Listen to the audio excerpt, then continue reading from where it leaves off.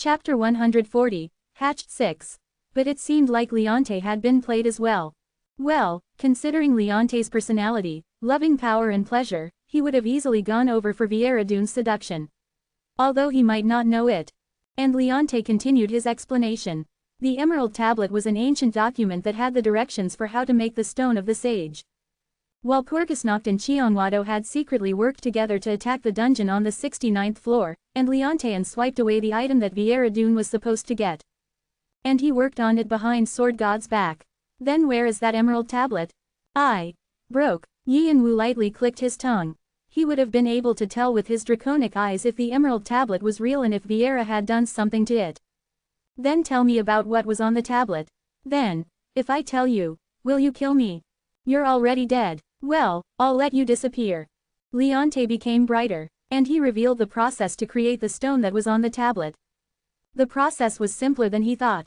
But there was a lot of intense and suspicious information. He asked when there was something he didn't understand. And he organized what Leonte told him in his head. Meanwhile, his dragon's knowledge was activated. The dragon's knowledge, Hakma, has opened. The information is being searched for within the database. There are 8 related items to the Stone of the Sage. Other related search terms are being inputted for a wider range of information. The dragon's knowledge was so large that it couldn't be used at once. So the information that the ancient dragon, Kalitas, created, was divided into different sections so the contractee could approach the information depending on how they progressed.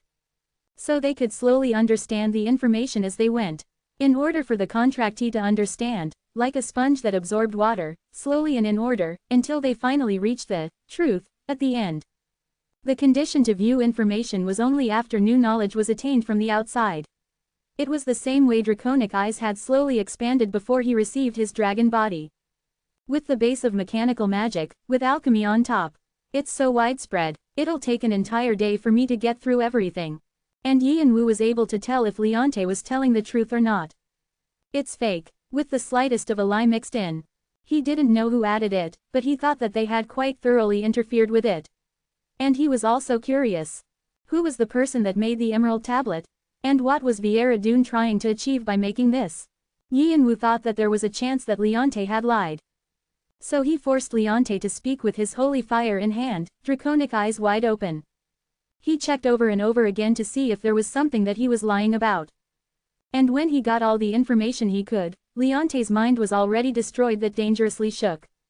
He could probably come back alive if dark energy was inputted. But he didn't plan on making him suffer anymore. He considered forcefully binding him like Bu or Ka, but he thought it would be useless having someone like him. Bu, Fizz, please say the orders. Ashy fog combined and Lich Bu appeared. Eat, thank you. Bu bowed and spread his mouth open. And he headed over to Leonte, who was still tightly wrapped around with shadows. Wait, you said you would kill. Leonte belatedly realized what Bu was trying to do and shouted. Absorb. He completely absorbed his soul and stole his knowledge and powers. With this, he couldn't even dream of reincarnation. But Yianwu, who didn't plan on letting him go easily anyway, just ignored him. Rattle, rattle. As the sound of teeth clashing together was made, the sound of Leonte's screams became louder. And Bu's shadow darkened. Leonte was someone who became a martial god in Chiowado. Being able to swallow him completely was able to advance him further. Bu took small bits as if savoring it. He wasn't just eating the soul, but also his vestiges and knowledge. Yianwu looked at Leonte, who was wasted in, and turned back to look at Bahal. Bahal just trembled looking at Leonte. The holy fire slowly destroyed him too. He just wanted to escape from this pain. You know what I'm gonna ask, right? So Bahal hurriedly nodded his neck. He thought Yianwu's mind might change, so he blurted everything he knew. As fast as he could.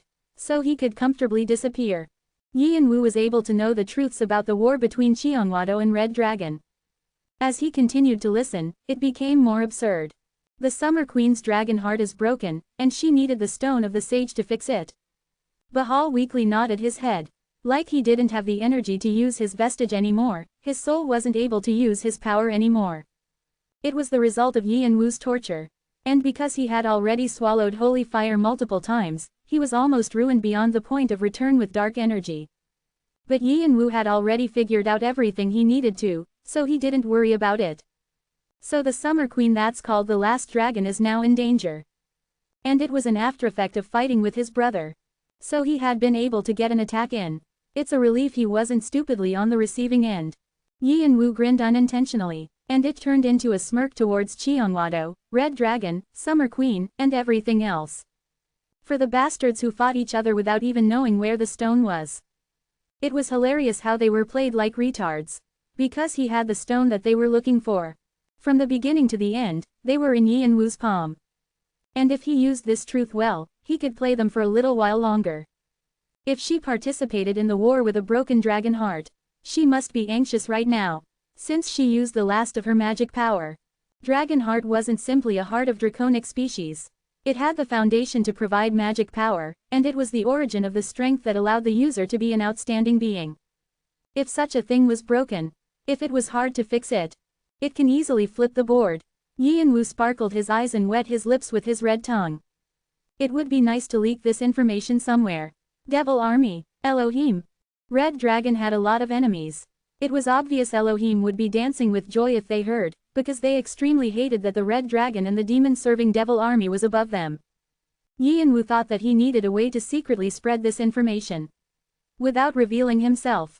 And I should keep quiet for a while. Since I might be caught. The Summer Queen had a sharp brain since she was a draconic specimen too. She would clearly notice that this war had been started by someone. First, I'll complete the Stone of the Sage, and focus on climbing the floor. And I have to look for Kalitas. Torturing Bahal, Yi and Wu some of his plans. One of them was to finish the stone. He didn't plan on using it since it was the result of many lives, and it would probably be uncontrollable. Knowing that Summer Queen considered the Stone of the Sage a replacement for her heart, and that there was a room that had materials to finish the stone changed his mind. Yi and Wu finished his magic circuit after waking up his dragon body. And every time he released an authority, the magic circuit started to appear as Dragon Circuit and was going to change his heart to Dragon Heart. But it'll take too long for that. And even if I wake my dragon factor, I'll be met with the limits of a human sometime. So he was going to use shortcuts. The Stone of the Sage would definitely be able to do the role of his Dragon Heart. And his magic circuit would progress faster. And if he worked really hard, when I release all my authorities, I might have 2 Dragon Hearts. It meant he would be able to achieve more than what his brother and the ancient dragon Kalitas had prepared for him. Of course, it was the Stone of the Sage that no one had been able to create, so the process to create would be extremely difficult, but it wasn't impossible. The Red Dragon had used all their sources to gather all the materials for the Summer Queen in one place. And the place they were all gathered was Intrenion. Red Dragon had several subspace storage rooms that they were proud of. Intrenion was one of them. But the problem was the Intrenion was currently in Bahal's hand. With the goal to lure Leonte out, Bahal had been given it. But with Yi and Wu's interference, it had disappeared into thin air. Yi and Wu pulled an artifact that Bahal had left after dying. Thankfully, it was easy because the subspace dimension was located on one of his belongings. An artifact that looked like a simple copper ring. Copper ring, category, accessory, rank, F, summary, a simple copper ring. There is an interesting pattern engraved on it. This artifact is sealed. Once the seal is released, a hidden feature will be revealed. The information on the summary page was also simple. It would be something he wouldn't have given a second glance, but as he touched it like Bahal told him to, the hidden seal was released. Swoosh. Key of Intrenion. Category. Accessory. Rank. A++. Summary. The key that can open Intrenion. Intrenion is a magic storage room that the Summer Queen made herself, and it has an immense amount of space. It is connected to the mind of its user, and if there is an item that the user wants, it automatically moves over to the subspace without physically entering it. Limitless storage room. It has an almost limitless storage amount. Because it is a subspace object, it is easy to transport, and is almost weightless. Yi and Wu opened his draconic eyes and destroyed a part of the pattern on the inside. Tracking magic. It was casted on in case Intrenion was opened without permission, but by observing it with his draconic eyes and looking as Bahal told him, he was able to easily get rid of it. With this, a large magic storage room had fallen into Yi and Wu's hand. It might be delivered that the tracking magic was destroyed. But since the location was at the One-Horned tribe, they would have to give up. Since it ended up becoming a spoil of war for the One-Horned tribe. Yi Yanwu thought of the Summer Queen who had given him his grateful present and lightly laughed, and put the ring on his finger. And he put his magic power into it. The subspace opened in front of his eyes. When he entered, an unending amount of space revealed itself. It was located into different sections and was almost as big as the One-Horn Tribe's archives, and it contained shiny treasures. With this, I won't have to worry about money in the future. He had been feeling the need for a transportable inventory. But this was more than enough. Then Yi Yanwu headed deeper inside. The materials that Bahal had spoken about were organized by category. They were all prized treasures within alchemy. All these combined could purchase several S-rank artifacts. Yi Yanwu smiled satisfactorily and left Intrenian, closing the subspace. Knowing the contents of the Emerald Tablet. Since I have more than enough materials, I'll be able to finish the Stone of the Sage as much as I want to. Of course, there was the slightest lie mixed in, but if he used his dragon's knowledge, he would be able to fix it in no time. But to do that, he would have to study alchemy and magic engineering. Magic engineering could be easily learned by training his metallurgy. Then there was only one thing left, alchemy. Thankfully, there was somewhere he could learn it. Bram, I have to look for that man. There were two alchemists that his brother had known. One of them was Anti-Venom Balak. The other was the alchemist Bram. Bram was strange in many ways. Nicely said, he was a free spirit, or if you wanted to speak bad about him, he was a stubborn person. But he was someone who lived by his standards. Because it was similar to him. The alchemy he created was interesting in many ways. Metal alchemy and medicinal alchemy were different. TN. There are two words for alchemy in Korean that are used, but English only has the word, alchemy, so it'll be described instead. But they both dealt with many different materials, and they were similar in that both of their end goals was to become a gold man. So metal alchemy and medicinal alchemy overlapped a lot. Because they started from different points, it was important to study them closely. However, unlike metal alchemy, which was favored because it could be used to create artifacts, medicinal alchemy was becoming less popular. And Bram was the last medicinal alchemist. Through him, he would be able to study metal alchemy and medicinal alchemy to finish the Stone of the Sage. More than anything, he has somewhat of a relationship with Yi Yanwu. It was someone his brother had been close to, along with the snake hunter Galliard. It was also the name that Yi Yanwu had used when he found Galliard. Thankfully, Bram wasn't someone who hid his location, so he would be able to find him quickly. Of course, since he was a ranker, he would be on the upper floors, so he needed to climb floors. Crack, Yi Yanwu slightly stretched his body. Organizing this and that, he now had the outline of a big picture. There was a lot to do. And he needed to be aware of climbing the floors, and release his sealed authorities. So organizing his thoughts, he looked at Bahal again. Bahal jumped when he met his eyes. His faded eyes shook with fear. He was trembling so hard it was questionable if he was a high ranker. That was how much pain he was in. Yi Yanwu no longer had any business with Bahal and summoned Shannon. Shannon, who had been watching the situation until now, was extremely happy he was being given a high ranker. And the moment permission fell, Shannon joyfully began to eat Bahal. Hoping that he would get all his skills. And he especially hoped that his signature skills, fire, rain or volcano, would be delivered to him. Crunch, crunch, ah, Bahal's painful screams ominously rang out. Chapter 141, Hatched 7. Shannon Death Knight has successfully absorbed his opponent's energy. All stats have increased. Dark properties have increased by 15. You will be stronger in these properties. Shannon Death Knight has gained the skill, Volcano. Ha, yes, this is it, I wanted to feel this. Shannon was exuberant. He was experiencing great pleasure because of his greatly increased stats, since he always worked to get stronger. But because he absorbed a high ranker didn't mean he got that much stronger.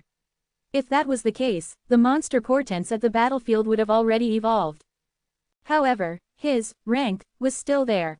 Shannon absorbed his rank and was able to increase his potential. He had increased the limits of what a Death Knight could do. Increasing the limits was extremely important. That was how much someone could grow and become more powerful. It was a necessary process to become stronger. Especially the fact that he received the Volcano skill made Shannon happy. Volcano was the symbol of fire skills, spewing out lava and ash everywhere. If he could recreate that, he could do anything. Yi Yanwu satisfactorily nodded, looking at Shannon. As his spirit familiars become stronger, he would become stronger as well. Also, Shannon's Death Knight achievements positively affect you. The trait of Batory's vampiric sword has been applied to take the opponent's energy. The skill, Fire Rain, numbering 41, has been created. Through Shannon's achievements, Yi and Wu was able to receive things as well. Fire Rain, numbering 41, proficiency, 0.0%. Summary, the signature skill that symbolizes Bahal. It releases gathered fire energy in rain. The speed and power leaves the opponent unable to move. It is impossible to use it currently because the proficiency is ridiculously low. Some amount of magic power is needed as well. Thunder Mark. Depending on the amount of magic power used, the intensity of the rain increases. So at times, it is able to break defenses and force the opponent into confusion. Blazing Burn. After the skill is progressed, it is able to leave burning effects. During this time, there's a low chance it may destroy healing magic. Also, it burns through the skill, intensifying the pain. Fire Rain. Yi and Wu clenched his fist looking at the new skill. He now had Bahal's skill in his hand. The skill that even his little brother was jealous of. Actually, even though Yi and Wu had many skills, he didn't have a destructive skill like this. A secret card that could flip the table in the last critical moment. But with this, the story was different. The destructive power of Fire Rain was well known in the tower. Also, Yi and Wu had a high affinity with fire thanks to Chirpy. Of course, it said he couldn't use it because of the low proficiency. But he didn't worry. Even if a lot of magic power is used, I don't have to worry about that. And if I add holy fire to it, it'll be an immense power. Dragon Body was more than enough to turn the proficiency around. Yi and Wu really wanted to use the Fire Rain's power. Then, but Master, Shannon lifted a corner of his mouth blatantly staring at Yi and Wu. Like he wanted something. No, ahem, but I didn't say anything. Why? It's because I already know what you'll say. Not that guy. Shannon crossed his arms and complained unlike himself. Sheesh, but I don't think he'll be your subordinate. If it doesn't work out, hand it over then. How's that? No, he seemed like he wanted to feel something stronger after tasting the soul of a high ranker. But Yi and Wu didn't plan on giving in to Shannon's wishes. Unlike Bahal or Leonte, he was planning on making this guy his subordinate. He had already asked Chirpy. He lightly waved his hand. Then, a new spirit familiar appeared and calmly looked at Yi and Wu. He didn't speak. Although it could have been because he hadn't regained his consciousness yet. Yi and Wu knew that he had already had his vestige from the beginning. Looking into his eyes, he spoke. Work under me. Then, I'll save your son. Saber God. His calm eyes started to fill with turmoil for the first time. My son, he's still alive. His tone was unbelieving. Saber God looked out occasionally when he regained his consciousness. So he somewhat knew of what happened after he died, and gave up on the hope that his son would be able to live. With Chionwado destroyed and Red Dragon not able to freely operate because of the Summer Queen's condition, there was no one to protect his son. But the cause of all this said himself that his son was still alive. He couldn't believe it, but Yi and Wu's sincerity was still delivered to them. Yi and Wu uncrossed his arms and spoke. If you don't believe me, follow me. Opening square bracket ... closing square bracket. Yi and Wu didn't listen for a response and headed off. Saber God stared at him, and quietly followed after him. Yi and Wu arrived at a medical facility located within the village. There, Hanbin was in a deep sleep after being treated. His face wrapped in bandages was extremely haggard. Opening square bracket ... Bin. Saber God was lost in sadness seeing his son in that state. He realized why his son was like that even without being told anything. His son had lived drowned in drugs because his pain was too intense. Forcefully being cut off from it and receiving torture on top of that would unquestionably leave him in this state. And although the one-horned tribe was treating him, they wouldn't put up with his stubbornness. So he was living in constant anxiousness. More than anything, his father, whom he had used as his winning card every time, was gone. Now, he didn't have anywhere to rely on, so it was obvious he would collapse. But the Saber God was still utterly grateful his son was alive. Although he walked a twisted path, and hurt others. And he turned a blind eye to it. But he was still his special son. When did I bring him? Saber God silently nodded his head. Before the war began, I secretly snuck him out when Bahal told me to deal with him because he was feeling lazy. As expected, Red Dragon had no plans to keep my son alive. Saber God grit his teeth. Then he whipped his head around and glared at Yi and Wu. He knew precisely who had put them in this situation. But that was only for a while. He had to bow his gaze. He realized who had the upper hand. With his son on Yi and Wu's side, he had to lower himself. And Yi and Wu accepted it like it was obvious that was the case. You should be thankful to Chirpy. Chirpy, the offspring of the phoenix that you killed. Opening square bracket question mark closing square bracket. The saber god's face was filled with questions. The baby of the phoenix. Because he said to keep him alive. Opening square bracket exclamation mark closing square bracket. That there was no need to put others in the same situation as him. Asking if there was a need to take unnecessary lives. Opening square bracket closing square bracket. The saber god couldn't say anything. Yi and Wu's voice was cold as ever. Since he saved that guy, Bo or whatever to him when you see him. I will. The saber god wasn't able to say anything more than that. In the world of the tower, players did unspeakable things to others to get what they wanted. It was typical to return what they took with even greater revenge. But Chirpy had limited that revenge to just the saber god. Because he knew what a difficult thing that was. The saber god was speechless. And he was utterly grateful to the phoenix's offspring for it. So the saber god bowed even deeper. Once upon a time, he was the most prideful ranker in the tower. Now, he folded all grudges and surrendered. Greeting master. That was enough. Along with other healing materials, Yi and Wu gave the remaining dark energy to Saber God. The spirit familiar has successfully evolved. The second Death Knight is born. You have achieved an accomplishment not easily achieved. Additional karma is rewarded. You have earned 3,000 karma. You have earned an additional 2,000 karma. Death Knight has pledged allegiance to you. From now on, he will be bound to the Black King's despair, and become your knight and sword. Will you choose a name? Hanryong. It was the Saber God's real name. The Death Knight's name has been set to Hanryong. Loyalty has increased by 15. Control has increased by 5. Hanryong's Death Knight physical body cannot handle his rank. The attributes are being reassigned. All attributes have decreased by 21.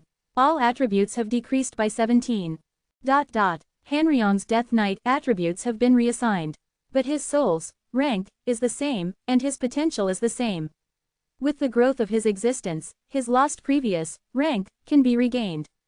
Rapid growth is advised. My body, it feels a bit heavy. The Saber God, no, Hanryong, muttered, uncomfortable with the black armor he was wearing. Even with dark energy infused, his body was definitely less powerful than when he was a high ranker. So the system had reassigned the attributes according to it. But Yi and Wu wasn't too worried. Like the panel said, as long as his rank didn't disappear, he would be able to regain his prowess from before. It was clear he would grow faster than Shannon. Also, for Yi and Wu, it was better for the attributes to be reassigned. If Hanryong's attributes were too high for him to deal with, he could be uncontrollable at an important time. He wanted to avoid the risk of being stabbed in the back by his own spirit familiar. Shannon lightly sighed looking at Hanryong. It was because it was a shame he wasn't able to absorb Hanryong, and he felt like he would need to work harder to stay ahead of him. Hanryong moved around to get used to his new body and looked back at Yi and Wu. I have something to request of Master. Since Hanryong was a martialist to the bone, he was more formal with Yi and Wu than Shannon. Speak. I would like for you to recover my 9 swords for me. Is it because of your skill? Yes. Hanryong nodded his head. The 2 signature skills that symbolize the Saber God, Grave of the 9 Swords and Sword Whirlpool, needed to meet strict conditions to be used. To own sturdy swords, Sword Whirlpool created a huge tornado every time the swords were swung around. Without the proper weapons, it was impossible, and the same went for the Grave of the 9 Swords. So when Hanryong used to go around challenging players, he challenged players that had strong swords and took their swords. After he was on a certain level, he didn't need to do that. But now, he had returned to the old days. The previous swords I have were all broken by the Sword God. To activate the skill, I need many swords, and the stronger the sword, the more threatening the skill. There'll be several usable swords in Intrenian, so use those for now. I'll try to get swords for you as they come in the future. Thank you. Hanryong nodded his head and entered the subspace Yi and Wu opened for him. And he slowly pulled out his iron box with the swords that he could use in them. Clink, clink. Yi and Wu silently watched him, and focused his consciousness on Chirpy, who was watching through his eyes. Thanks. Chirpy just nodded his head. His firm eyes were no longer those of a weak baby that longed for its mother. He was becoming a teenager that would soar higher. From the next day, Yin Wu pushed himself with his individual training. Quang, boom, every time he swung Vigrid, the air was split. Fire rain turned over the ground several times with the added holy fire. And it even completely crumbled a wall. From the mess, dust flew around. It was a sight that would cause one to shiver just by looking at it. But Yin Wu, draconic eyes open, didn't give it a second glance and continued to move. He searched for something along the flaws and lifted his head at a chilling feeling. And he awakened the dragon's authority. His skin flipped around and dark blue scales covered his upper body. The scales that grew up to his chin clattered around, bumping against each other as he sought his target with his strengthened senses. Under normal conditions, he would have to thoroughly hide. The opponent was someone that he couldn't fight against. His opponent was someone that he couldn't beat even at his full strength, and the test giver who always tested his limits. Furthermore, Yin Wu knew too well that he had to reveal everything, that he had to become stronger. His 360 cores was completely opened, and this magic circuit spun around, blooming his wings of fire. He pulled out the fire-covered Vigrid once again, grinding his teeth, with all his strength, using the best skills he had all at once. Blessing of the blue spirit. Holy fire. Fire rain. Rumble. He focused all his magic power on one's place, and with the blessing of the blue spirit, he used the fire rain that he had increased the proficiency of up to 7%. It was a power that seemed like it would destroy the world. Fire rain poured down. But his opponent pushed away fire rain like it was nothing and lightly waved his hand in the air, sighing. It was a devastating result of his threatening power, but the opponent, Martial King, just smiled. The Martial King laughed, thinking that he had indeed become stronger, and punched his fist forward. It was the same force as when he destroyed Kurum. Pagong, one of the 8 extreme fists. Yin Wu realized that he had no chance if he faced it head-on, and spun his body like a top. Whoosh! The wings of fire twirled around to wrap his body and gathered to Vigrid's tip. And it flew past the blade to soar to the center of the Pagong. Chapter 142, 3 Norns 1.1. At the same time, Yin Wu activated his Shunpo and stuck Vigrid deep in the Martial King's direction. Nice! The Martial King exclaimed and spun his body around. As he pushed Vigrid aside, he attacked Yin Wu. Yin Wu quickly flapped his wings of fire and stepped back. The Martial King followed him right on his heel, and Aegis popped out from Intranian to block the Martial King. Even if the Martial was strong, he couldn't break Aegis. And since 6 different plates were spinning around, he slowed down. Yin Wu didn't miss that chance and attacked the Martial King's blind spot. The Martial King realized what he was doing and responded to him. The 8 extreme fists unfolded in order. Rumble, bang, boom, 8 extreme fists collided with each other. Vigrid was confronted by a fist. Yin Wu did his best to swing Vigrid around. Blood dripped from his bitten lips, and the veins in his draconic eyes were blood red. His magic circuit was hot from being overused. But the Martial King didn't let him off the hook. He responded to Yin Wu's attacks one by one without even batting an eyelash, and continued to push him in a corner. His attacks tested his limits and almost took his life. Every time he did that, Yin Wu barely pulled together his dragon body and avoided the danger. And he focused to look for a chance to attack. From far away, Fant and Adora shook their heads looking at the scene. They were definitely training, but their surroundings were being reduced to trash. Walls broke, and hills were becoming plains. The river that flowed by had dried out a long time ago because of the heat. If they hadn't set up Jinbup around them, then the tower's outside territory would have been a mess. He's become an even bigger monster. Fant let out a deep sigh. I lost. Yin Wu plopped down with an extremely tired expression. Tiredness and helplessness weighed him down. His warmed magic circuit was completely empty, like it had never been filled with magic power before.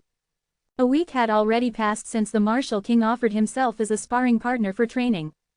Yin Wu was planning on immediately climbing the tower after some recovery.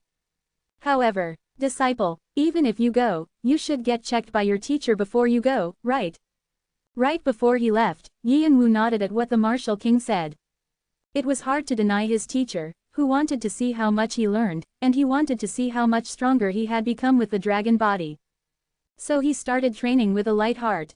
But I didn't know it would end up like this. The Martial King required everything of Yin Wu. He didn't speak, he just pushed him down with his immense strength and left him defenseless. Like his life would really be in danger if he didn't give it his all.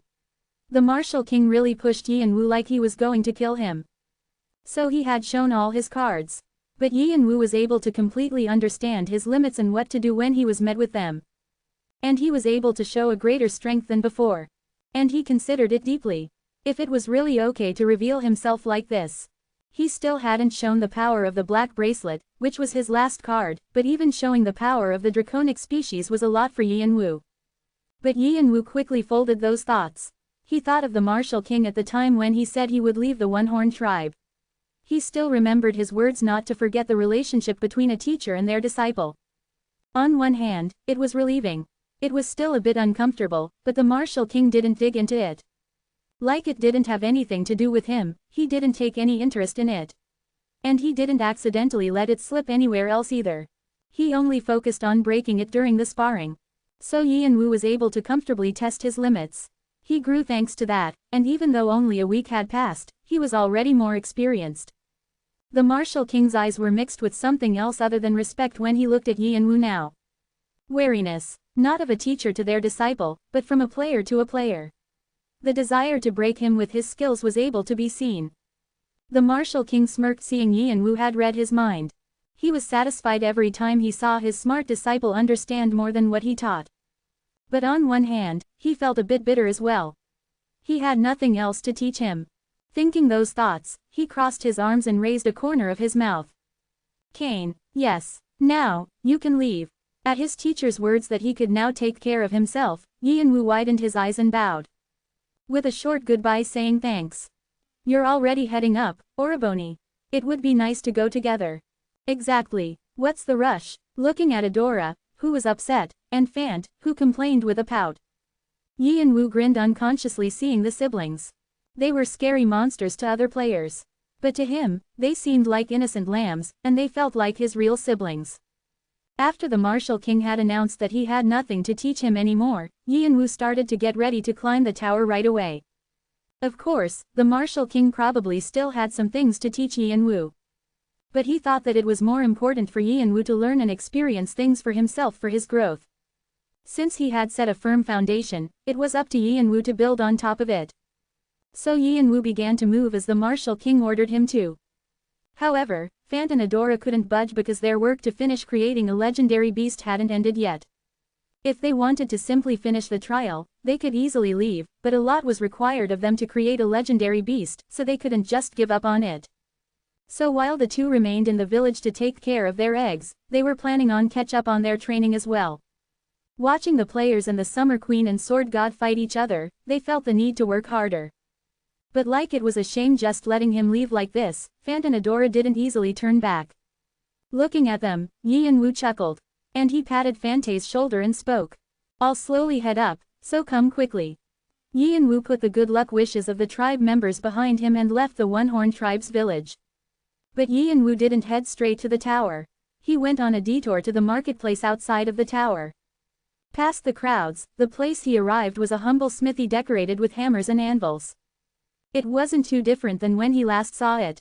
But unlike the shabby appearance from before, now, it was ringing with loud hammer noises and heat was coming through the door.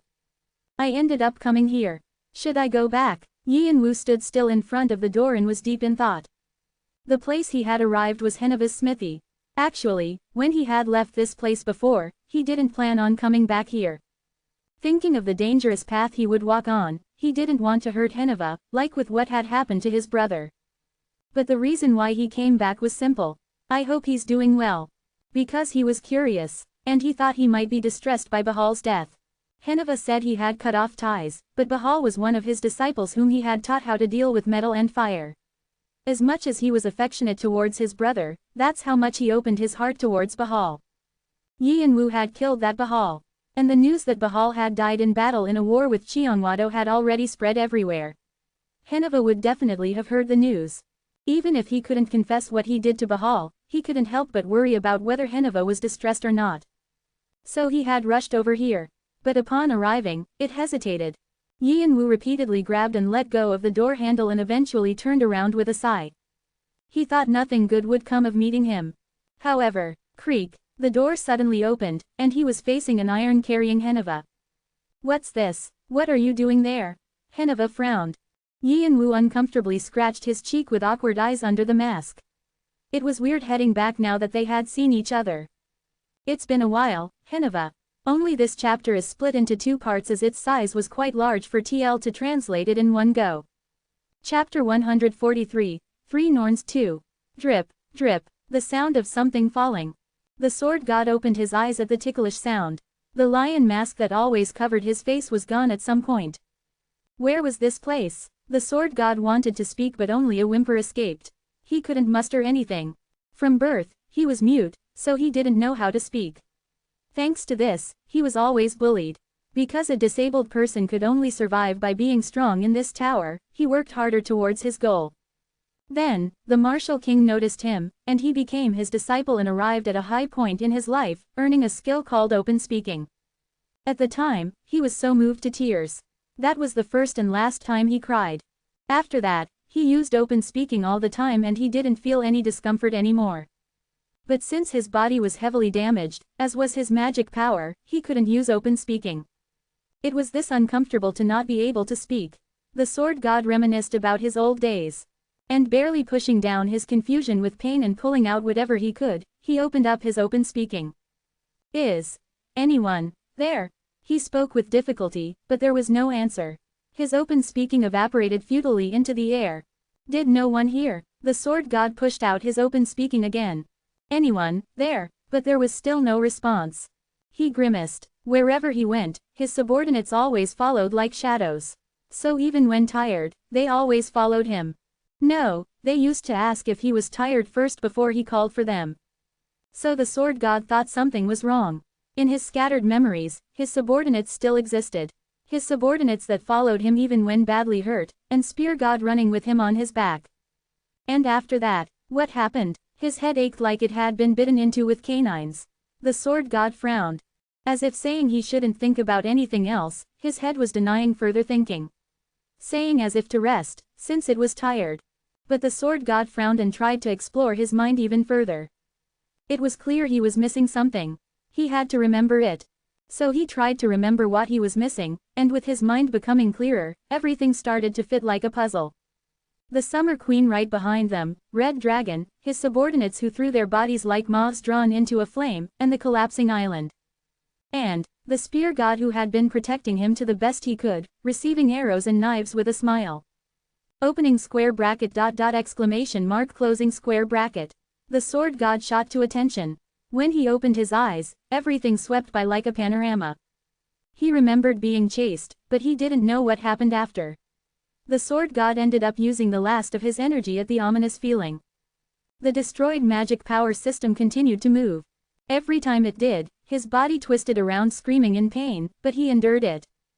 Beginning with his fingers, he slowly moved half of his body.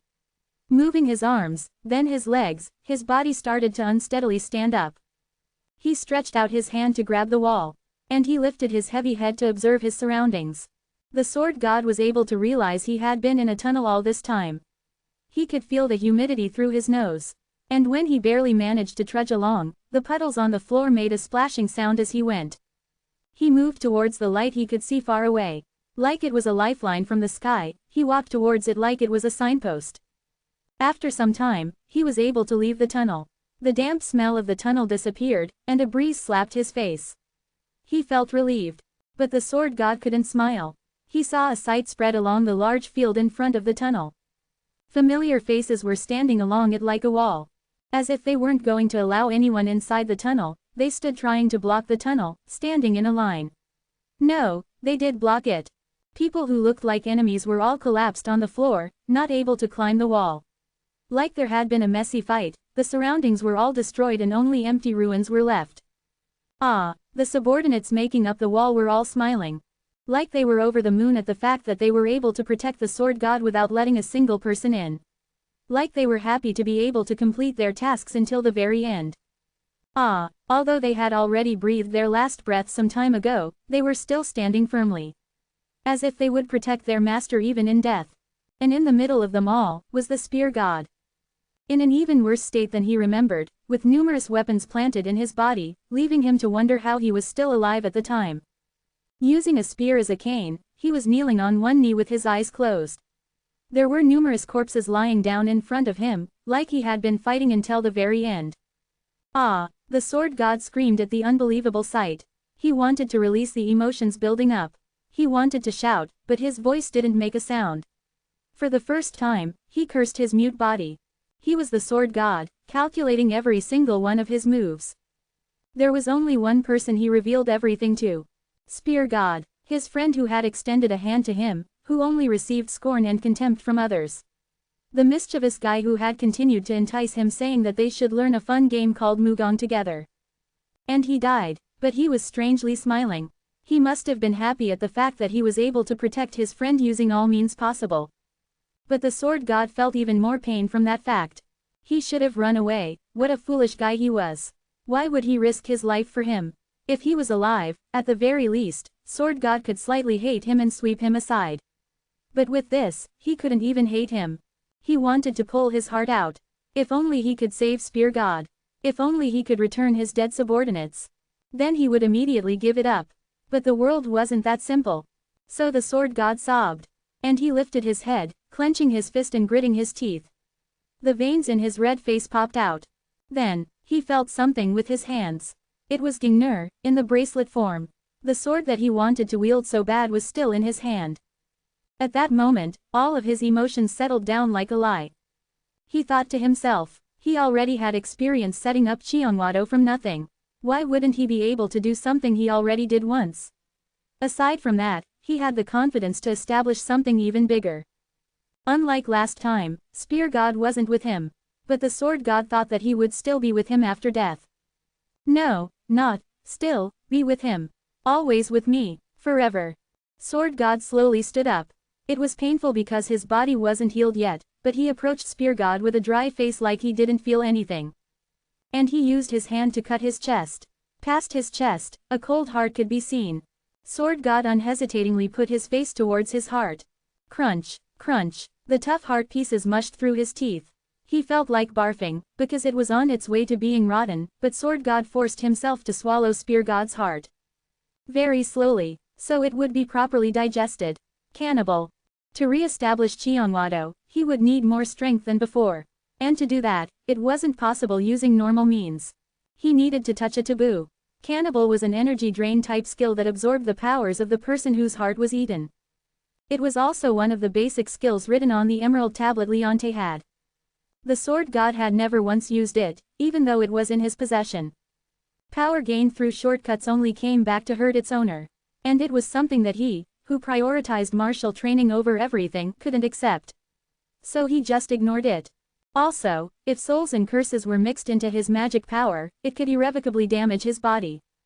However, the Sword God didn't have anywhere to turn to. And if he tried to slowly heal himself, it could take years. Then, his dream of re-establishment of revenge wouldn't be accomplished. More than anything else, since he didn't have a method to get the Stone of the Sage, this was the only way to activate Gingnur.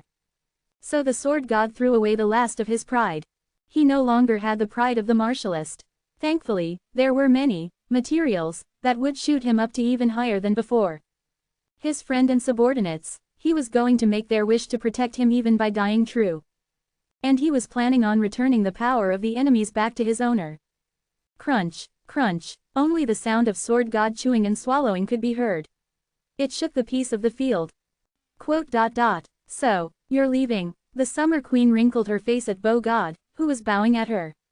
No, she needed to call him by another name now. Jiang Wei. She remembered it was something weird like that. He was from some insignificant planet called Earth. She remembered it because it was the same world as Heaven Wing. I think we're done, are we not? Jiang Wei didn't belong to Cheonwado or Red Dragon. He was a mercenary who did whatever he was paid to do. And in that field, he was quite a well-known S-ranker mercenary. Once upon a time, he was better known by the name, Secret Twilight. However, other than the fact that he was from Earth, not much was known about him. Also, his face that he showed every time was different, so it was said that no one knew his real face. And there was one job he had received from Red Dragon a long time ago. To climb up to a high position in Red Dragon, and become their eyes and ears. And to help them until they needed him to. Because Cheonwado was known to be exclusive, this was the only method they could choose. And over the span of a few years, he showed huge potential in Cheonwado, and was able to sit in the position of Bow God.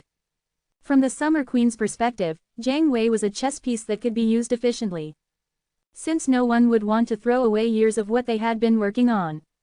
And Jiang Wei had even become one of the 5 martial gods of Qianhuado. If he wanted to, he could easily cut ties with Red Dragon. However, he dissipated all suspicion and led Red Dragon to their final victory.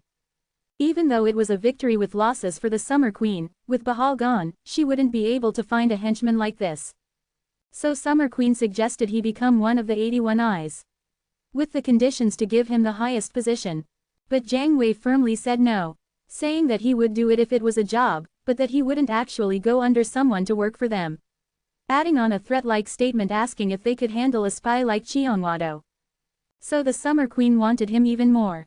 In the draconic eyes that had to get what it wanted, Jiang Wei was like a precious treasure. But the Summer Queen had to regretfully fold those thoughts. Since she wasn't in the position to be greedy now. Her hair that she was twisting in her fingers was even more blue now. It was proof that her dragon heart was healthing. The Summer Queen felt danger every now and then. If this kept up, her dragon heart could end up as a single stone. A draconic species without a dragon heart was nothing more than a large lizard. The value of the draconic species would disappear. It was the same thing as following the fate of the rest of the species. The Summer Queen was scared of such a future. She hadn't felt fear even during the war with Alpharon, but she was scared that she might disappear. But the stone of the sage that she thought would be able to fix her heart disappeared, along with the rest of the materials to make the stone. It was really dangerous if this continued. She was still searching the floors to find the sword god, but she thought even if he was found, she wouldn't find the stone of the sage. Someone had definitely taken it.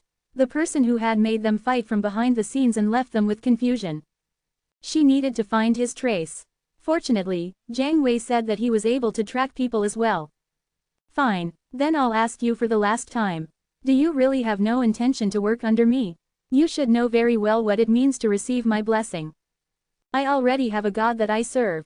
Sure, there's no better answer than to reject like that, right? Thank you. Fine, then I'll request another job. There's no time limit, I'll give you as much as you want. But I want you to finish the job as quickly as possible. You just have to find someone. Who are you looking for? At Jiang Wei's question, the Summer Queen crossed her legs and opened her mouth.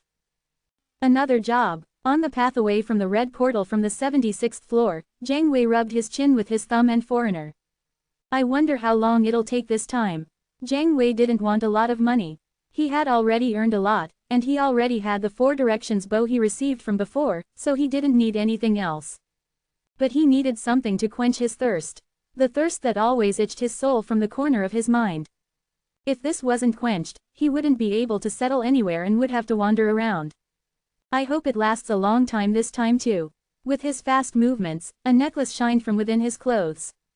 It was a shell necklace that he had made with his fellow comrades back when he was young. But now, it was the origin of the thirst that was tightening his soul. Like it was waiting for something. Chapter 144, 3 Norns 3. Here you go. Bister's hand shook while placing the coffee cup down. He was an outstanding player who made the almost destroyed Night Watch into one of the strongest dark clans outside of the tower, but he couldn't bring himself to meet Yan Wu. Rather, he put his subordinates on edge while waiting for Yan Wu to get here because he didn't want to make any mistakes. Thankfully, his subordinates said they hadn't even looked in that direction, let alone touched hen of his smithy. That was how big the shot Yan Wu gave them was. But they could still be in trouble with something, so Bister wasn't able to lift his gaze until Yan Wu quietly raised his cup. Since Yan Wu had grown even more, he didn't have any thoughts of rebelling. Even when he first saw him, Yan Wu was scary, and he had heard about what Yan Wu had done until now. He wasn't someone they could touch. Yan Wu lightly sipped his coffee looking around. It was definitely different than when he had come and made a mess. A lot's changed. Thanks to you, we are able to improve. Thanks, he said, smirk. Yan Wu slightly smiled looking at Bister speak those words he didn't even believe in. But to Bister, that was scarier. Yan Wu quietly placed his coffee back down and cupped his chin to look at Bister. Bister unconsciously straightened his back. Since we'll just be tired if this gets long, I'll just get straight to the point. Gee, go ahead. Bister nodded with a nervous face. I want to look for someone. Who? Bram. Bram, are you speaking about the exile? Correct. Bram was originally a part of the Elohim clan. However, after being kicked out due to unknown reasons, he always had to live with the word exile following him around. But the problem was that Bram liked it. He was an interesting guy the more I looked at him. Out of the 8 clans, Elohim was famous for being choosy about accepting members. There was one thing they wanted. Species. They looked into what kind of blood you had, if it was pure or mixed, and assigned ranks based on that. Also, they had the belief that some people were born with more, superior blood, than others. Half-magical species, Vanir, and others were classified into superior species, and draconic species and giant species were in the supernatural species category. Because they had an established hierarchy since the beginning of the tower, they easily looked down on players who struggled to climb the tower. In other words, they were the bourgeoisie of the tower. Bram was someone who was kicked out of that kind of clan. And some people said that he was in a high position in Elohim, being the descendant of a superior species. But wherever Bram went, he laughed at his origin, saying it was useless, and liked his name, Exile, like it was a badge of honor. Whatever he did, he was a free spirit, and he hated being locked in. And he had a cold personality, so he was easily noticed wherever he went. 4 days. Please give me just 4 days. Then I'll contact you. Bister wisely didn't ask why he was looking for Bram. He was a smart guy who knew how to behave if he wanted to live long. Fine, then contact me with this as soon as you find him. Yin Wu pulled out a ring-shaped artifact from subspace and tossed it at Bister. In Intrenian, other than materials to make the Stone of the Sage, there were gold and silver pieces and many other efficient artifacts. This ring was a communication device that allowed people to speak with each other no matter how far away they were. It was quite expensive and limited in use, so it wasn't easily attained. Yin Wu was able to give it away so simply because it wasn't his in the first place. Of course, he had removed all traces of Red Dragon from it. And this is the fee. After the ring, Yin Wu placed a pouch on the tablet. It sounded heavy. Bister carefully opened the pouch and jumped in surprise. Inside, gold and silver pieces were piled up. A communication device and a fee of this amount. He saw Yin Wu in a new light. Also, the location of Bram was something that wasn't too hard to find if one just searched for a bit. He asked for 4 days in the worst possible scenario that Bram was hiding his location, but really, 1 day was enough. Why, you don't need to. Just take it. That's how fast I want you to find him. And it's nice if you protect Heneva in the future as well. Thank you. I'll use it well. Bister shot up and bowed. In his head, calculations were rapidly being done. To them, Yin Wu was no different than a Grim Reaper, but he was definitely a skilled player who would become more famous in time. He judged that it was better to forget about the past and establish a trading relationship with Yin Wu so his clan could continue to grow bigger. And that was why Yin Wu had shown his wealth and the will to continue to make these kinds of exchanges in the future. Looking at Bister, who quickly understood what he was trying to say, Yin Wu slowly stood up. He was a clever guy, so he didn't have to tell him to keep his mouth shut. Now, until Bram is found and the swords I requested for are finished, I can focus on climbing floors. Yin Wu turned his head to look outside the window. His gaze was fixed on the firmly standing tower. This is the 16th floor, the gate of Life's Wheel. Yin Wu swept his hair at the familiar sight. And he could feel gazes on him. Should I have finished the trial when I was here? The moment he arrived, he felt the owners of the gazes rushing somewhere. They were probably heading back to where they worked. Yin Wu already made a mess out of Skuld's temple. It was obvious the apostles and the priests would be plenty nervous now that he was here again. He didn't regret it, but it was a bit annoying. When he brought Hanbin out, he quickly left because he might be tracked down by Chionwado. But seeing how many people were being wary of him, he thought it would be difficult to finish this trial. However, this didn't mean the situation was any different. Yin Wu organized his thoughts and headed towards the third path, the Temple of Skuld. He didn't have any other reason other than the fact that he couldn't go anywhere else because of the rule that once you picked a path, you couldn't go anywhere else. But then, you cannot head to the Temple of the Future, Skuld. The owner of the temple doesn't allow your entrance. There was a problem. The Temple of the Future, no, the goddess Skuld, was refusing Yin Wu. Do I have to force my way? If this kept up, he couldn't finish his trial. He moved his hand towards Vigrid to force himself in, but he heard a voice behind him. This is the holy territory of a god. Please refrain from violence. He turned back to see someone politely bowing down at him wearing a pure white robe. It was hard to see the face because it was covered by a robe, but the voice was a woman's. A robe with a gold wheel. It was the robe that symbolized the goddess of the past, Urd. My greetings are late. I am an apostle of the goddess Urd, Hepburn. Yin Wu's eyes sharply flashed past his mask. Hearing Urd's name, something came to his mind. Of the 3 Norns, 3 goddesses, beware of the oldest. The message of some demon that Laplace had delivered to him. He still didn't know the name of the demon. He wasn't interested, and didn't really want to find out. However, he couldn't ignore the fact that Urd's apostle came herself. An apostle was a god's proxy. Since the gods couldn't leave the 98th floor, their apostles acted in their stead, and it could be considered that he was speaking with Urd herself. Fortunately, Hepburn didn't seem to have any enmity towards Yin Wu. But even if she did, there wasn't anything she could do about it. The power of an apostle depended on their god. Since she was an apostle of Urd, who could only tell fate, she was probably weak. However, she probably still possessed the power of a rancor. Yin Wu didn't think that he was lacking compared to rancors. No, unless they were high rancors, he had no reason to fall short. Hepburn knew this very well. So her attitude was very respectful. So, why is Urd's apostle all the way here? But he still thought that Urd's apostle coming here definitely couldn't be something good. It was obvious he would be wary of her. Hepburn spoke in a calm voice. The goddess wants to meet you. Me, yes. Is she trying to hurt me? Don't you already know the fact that we don't have the power to do that? And the goddess really wants to meet you. But if that's hard to believe, I'll swear on the god's name. To swear of the name.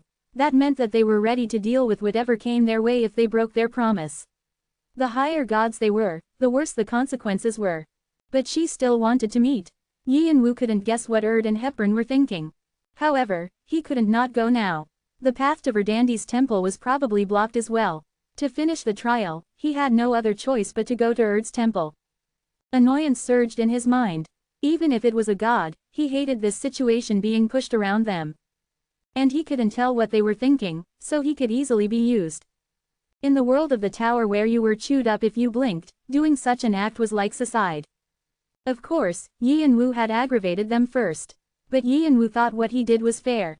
So Yin Wu put magic power into his black bracelet. Then, Hepburn's shadow shifted and soared up. Hepburn quickly stepped back, but the crescent-shaped side was already at her neck. And her hidden face behind her mask was revealed. Pure white skin, sharp ears, a crumpled, but still beautiful face. And hair that fell like a gold waterfall. High elf. Yin Wu widened his eyes in surprise. Gold hair meant that one had been descended from the goddess of beauty, Freya. High elves were targeted by elves or dark elves. Also, because of the fact that they couldn't easily have children, their population was rapidly diminishing. So they were hard to find within the tower, and the ones who were left were known to be at least 1,000 years old. But that didn't mean he was going to put the shadow scythe under Hepburn's chin away. Just because he was surprised didn't change the fact that she was Urd's apostle. Rather, Yin Wu thought this was for the better. Since an apostle was a part of the god, if they died, the god would be affected. And if a superior species like a high elf died, then the level of the god would quickly fall. This was how valuable she was as a hostage. He could feel the spirits that always followed the high elves clashing around him, but his monster portents didn't move. Hepburn wrinkled her face as if she didn't like Yin Wu's attitude. What are you, dog? Even if you swear of the god's name, I can't completely trust you. When this is over, I'll let you go. If you're not gonna try to hurt me like you said, then you won't be hurt, right? Hepburn frowned even more, and turned away with a calm face like nothing had happened. I'll take you to where the goddess is. Please follow me. Hepburn left those words and disappeared. The monster portent in her shadow moved with her. Was she saying to figure it out himself? Thinking that her revenge was simple, he lightly laughed and used Shunpo towards where Hepburn disappeared. Chapter 145, 3 Norns 4. You have chosen to head down the path of the temple of the past, Urd. Yin Wu followed Hepburn, passing the right path. Unlike Skuld's temple, the way to Urd's temple was inclined, up a hill. He couldn't see the believers heading to the temple.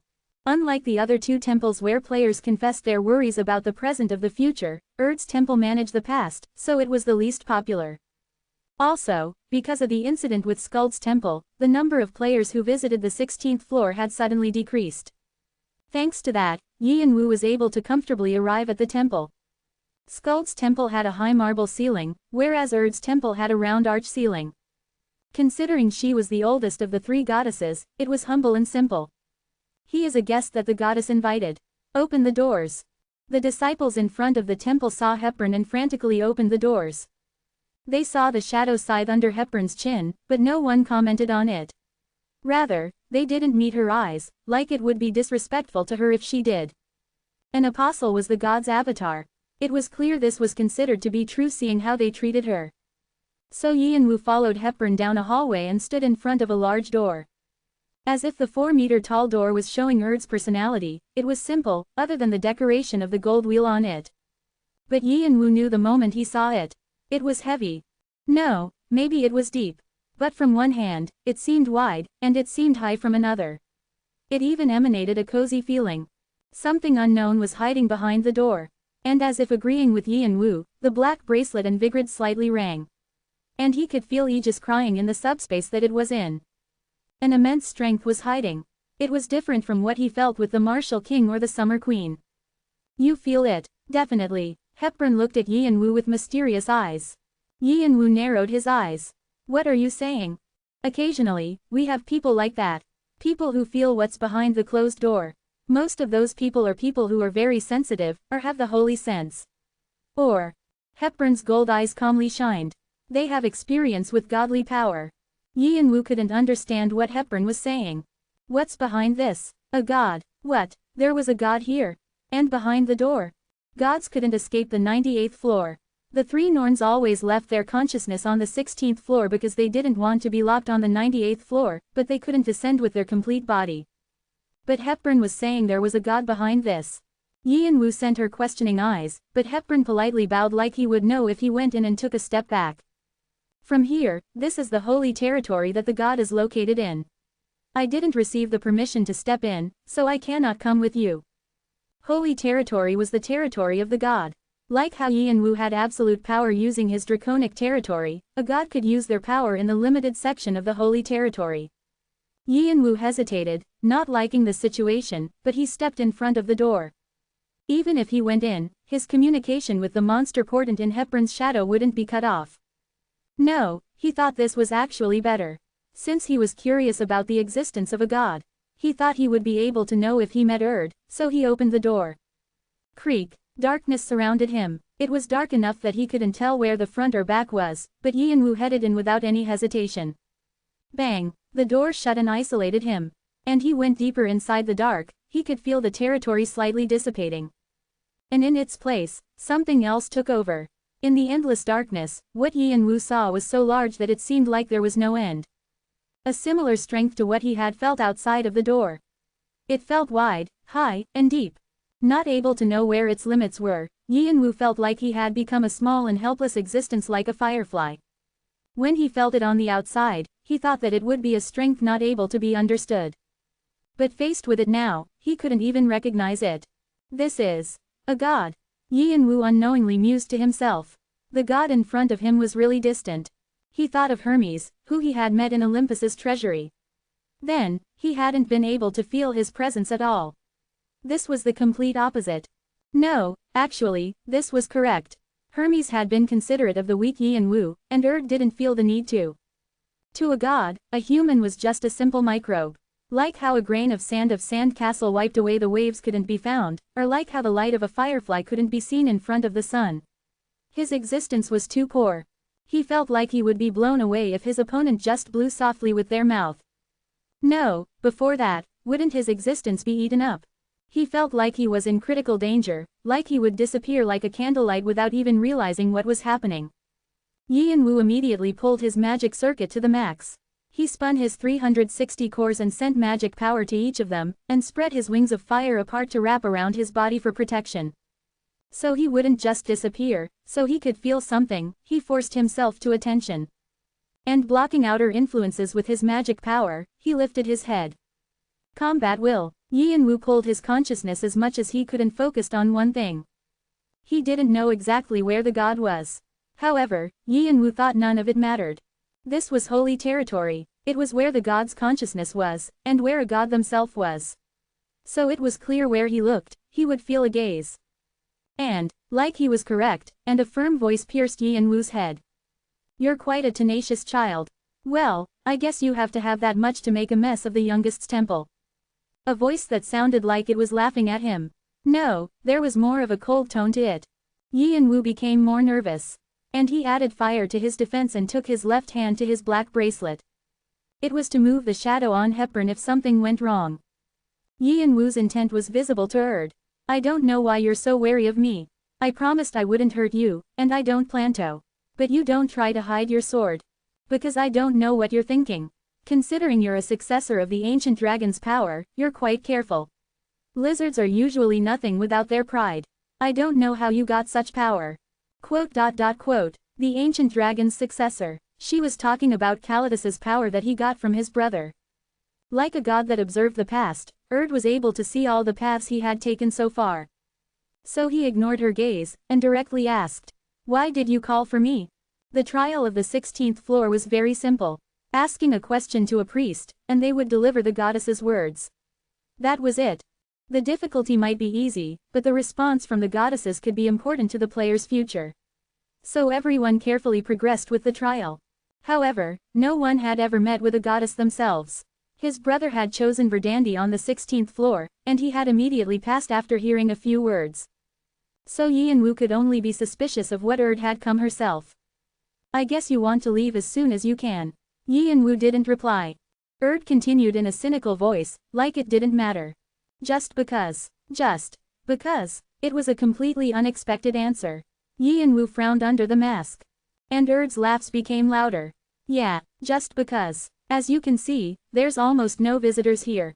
And the people here consider me worthless almost all the time. I happened to hear that someone had turned over the youngest's temple when I was bored, so I was interested. Even if we can't move, a god is a god.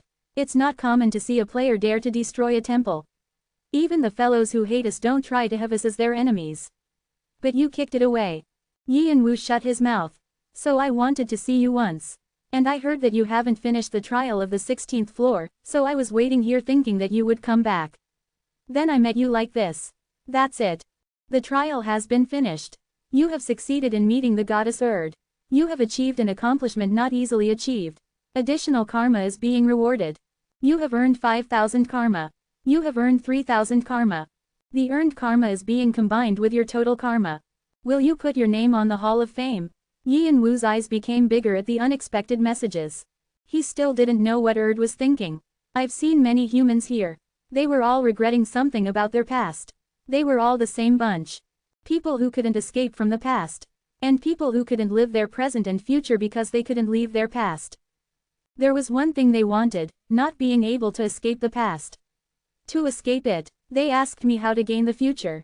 They wanted to somehow find their lives. Life was a present that was created by layers of the past, and these presents combined to make the future. The present and the future justified life. In other words, life was hope. But, you're different, very. Yi and Wu thought Erd was smiling. And he thought he knew why Erd had called him. You have no regrets. And at the same time, you are swimming towards a deeper past. In that, you endlessly repeat blaming yourself. At the end, there is no, you.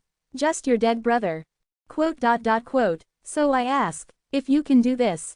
To yourself. Your brother closed his eyes sadly, but you can't leave a happy life because of your guilt, so you continue to push yourself into despair. And you make yourself suffer. Veins popped out in his clenched fist. And you suspect, your brother was betrayed by his trusted friends. Then, can I do the same? Can I trust the people around me?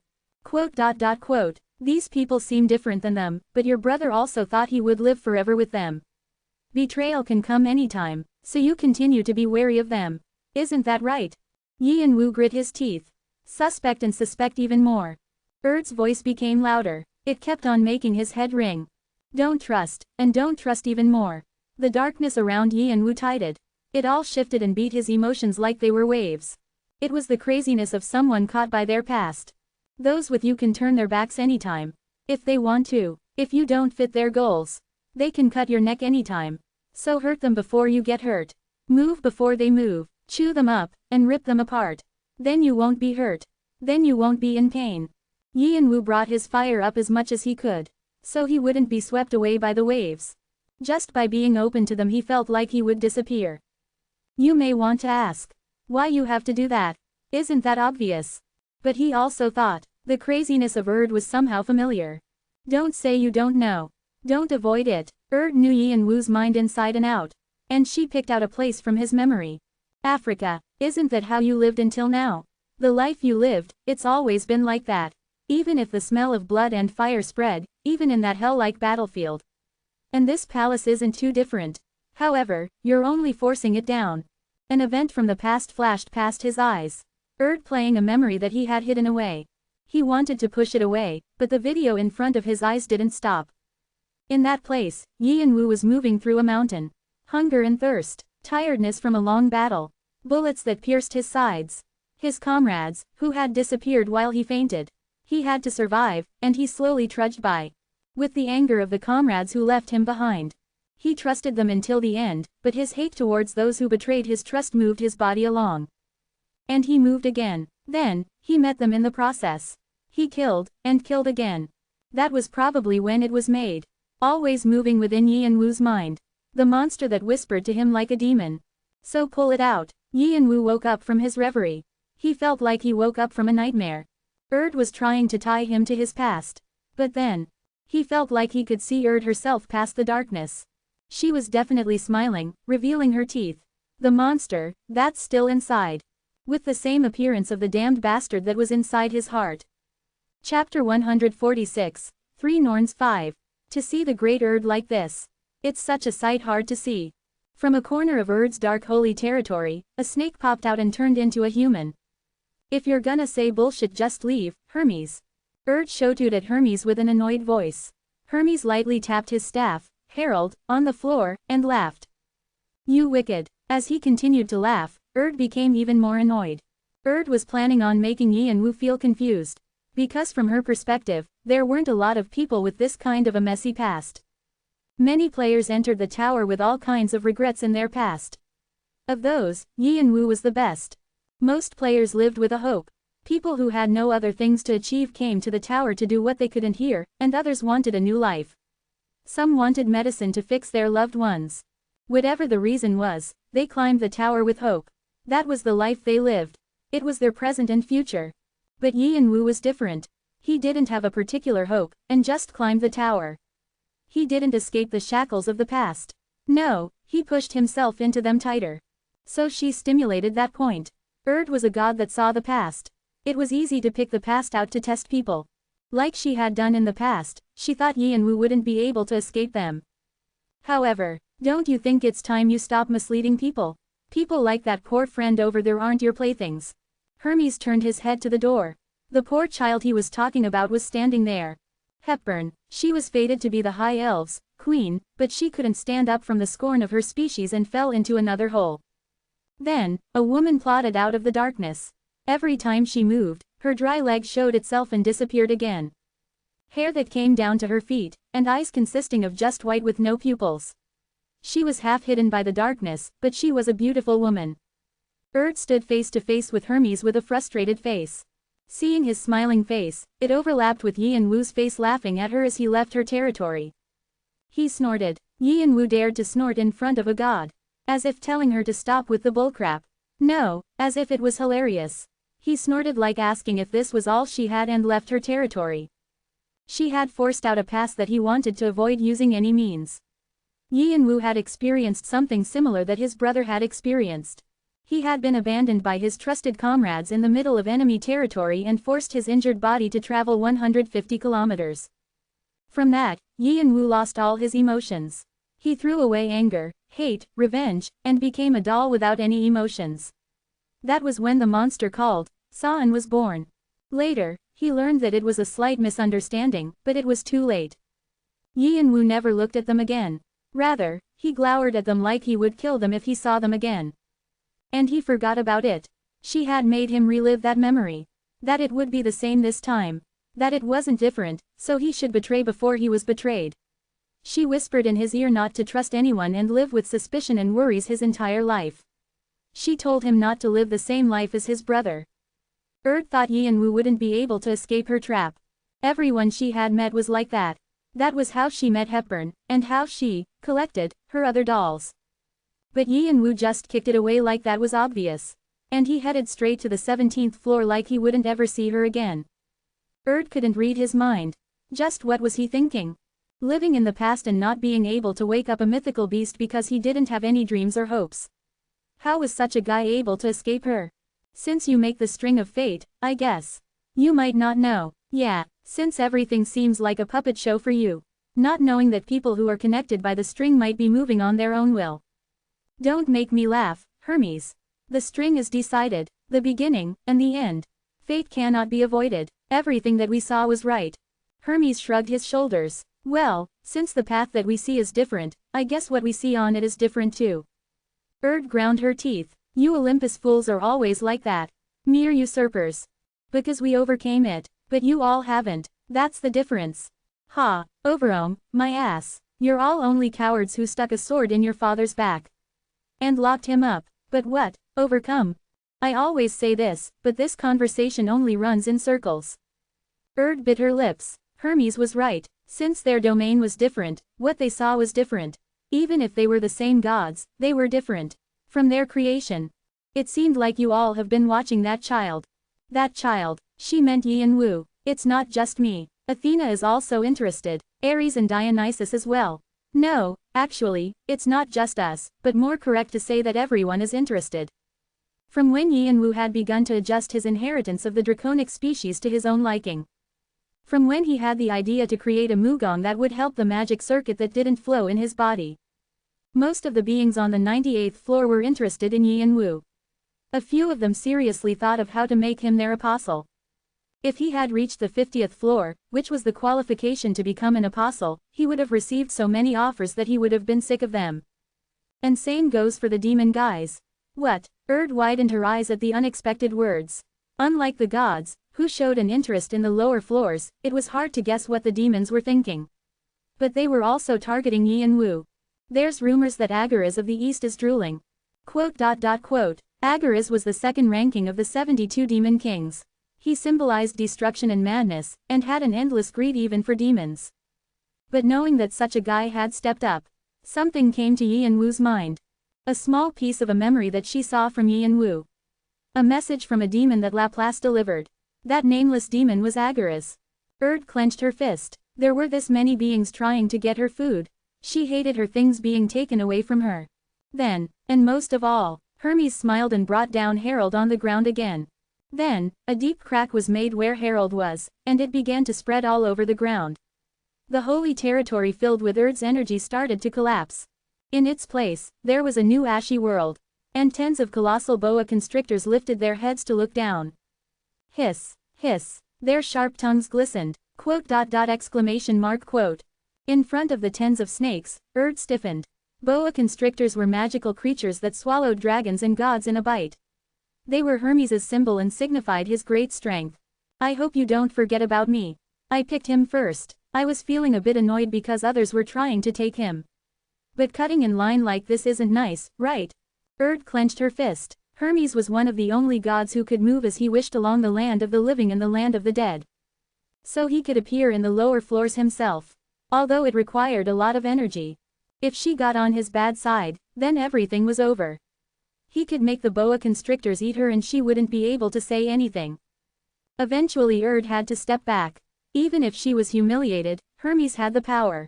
That's a relief, since you understand what I'm saying.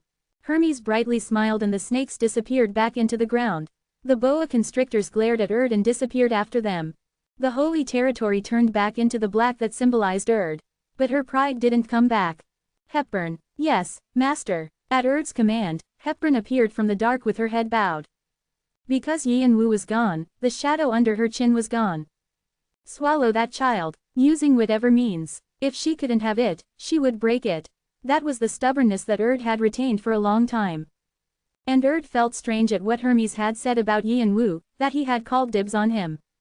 The Hermes she knew was like the wind. He was free, and hated being tied down. So even though he became stronger, he had no greed for possession. But she felt uneasy seeing Hermes so alert. The gaze she saw in his eyes wasn't material greed.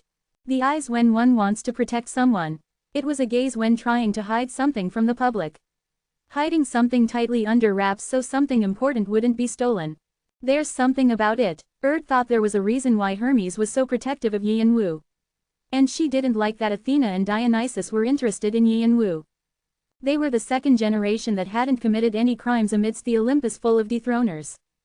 Since was able to see a god's past as well, she felt that something was wrong.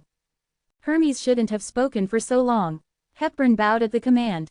When was lost deep in thought, she closed the door and quietly left. At that moment, felt something sharp from the side and whipped her head, right when she was able to tell her to stop. Before she could speak, Hepburn's body was separated from her body on the floor. A long shadow carried Hepburn's soul and disappeared into nothingness. The monster portent that she thought went with Yi and Wu was hiding in Hepburn's shadow all this time. So if had ordered Hepburn to hurt him, the monster portent would immediately act. It was hidden so well that didn't notice it. No, because the power left behind by Hermes was so strong that she should feel anything with her dulled senses. She had been too lax. And the result of that laxness came back too severely. ACKKK. Couldn't chase after the monster portent. A terrible pain shook her holy power. Apostles were connected to their gods, and their spiritual body. Now that it was forcefully ripped away, it could only be painful. And Hepburn was a precious high elf that had obtained after struggling for a long time. Since she was a superior species, she was that priceless. The backlash from it was immense. Her divine power was unraveling. Had to protect herself in the world alone. Shiver. The darkness shook. And that day, the 16th floor was upheaved at the halt of an oracle.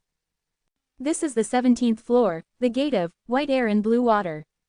Yi and Wu moved to the next floor through a blue portal. He had officially begun his climb, and his head was filled with annoyance from But the moment he saw the monster portent through the black bracelet with Hepburn's soul, his annoyance melted away like snow. The soul of a superior species was as hard to get as a high ranker. No, it was much harder. Especially if it had the power of a god. He wasn't sure, but Hepburn's soul was probably full of holy power forced from Yi and Wu already started to think about where to use that power. Of course, now I'm completely made enemies with the three Norns. It'll be a nuisance for the time being. The three temples would begin to create a search team to look for holy power. They might use mercenaries or assassins. It was going to be annoying, but it actually might be for the better. Since he used all the souls that he had from Red Dragon and Xiongwado to strengthen Shannon and others. It was an opportunity to replenish. Actually, Yi and Wu thought he knew why was trying to get to him. She was trying to get revenge for her younger sister and play with him like he was her toy. So Yi and Wu felt offended, and he kicked the door open on the way out. He decided to leave the monster portent hidden in the shadows. Also, what had pointed out in her holy territory were things he was aware of as well. His experience in the past and what happened to his brother. They were all things that made Yi and Wu be suspicious of people. Even when he was in Africa, he hadn't been able to easily trust others. When he entered the tower, he suspected everyone. But now, it was different. He had met many people, and his mind had changed. But the last two lines in his brother's diary were imprinted in his mind deeply like a stamp. You were like my hero. I hope you don't lose that side of you because I'm hurt. With these words, there was no way he would change. Since he couldn't become an embarrassing brother to his little brother. Chapter 147, Mountain of Penance 1. You. Damned. Last words. The curse of fate will. Yi and Wu brought down his foot on the last priest's head like what he said wasn't even worth hearing anymore. And he looked around. His surroundings were completely cleared by his monster portents. About 300 players were lying strangely on the ground. Either their arms and legs were forcefully twisted, or they were impaled with a sharp shadow. A similarity between all of them was that they were all in fear.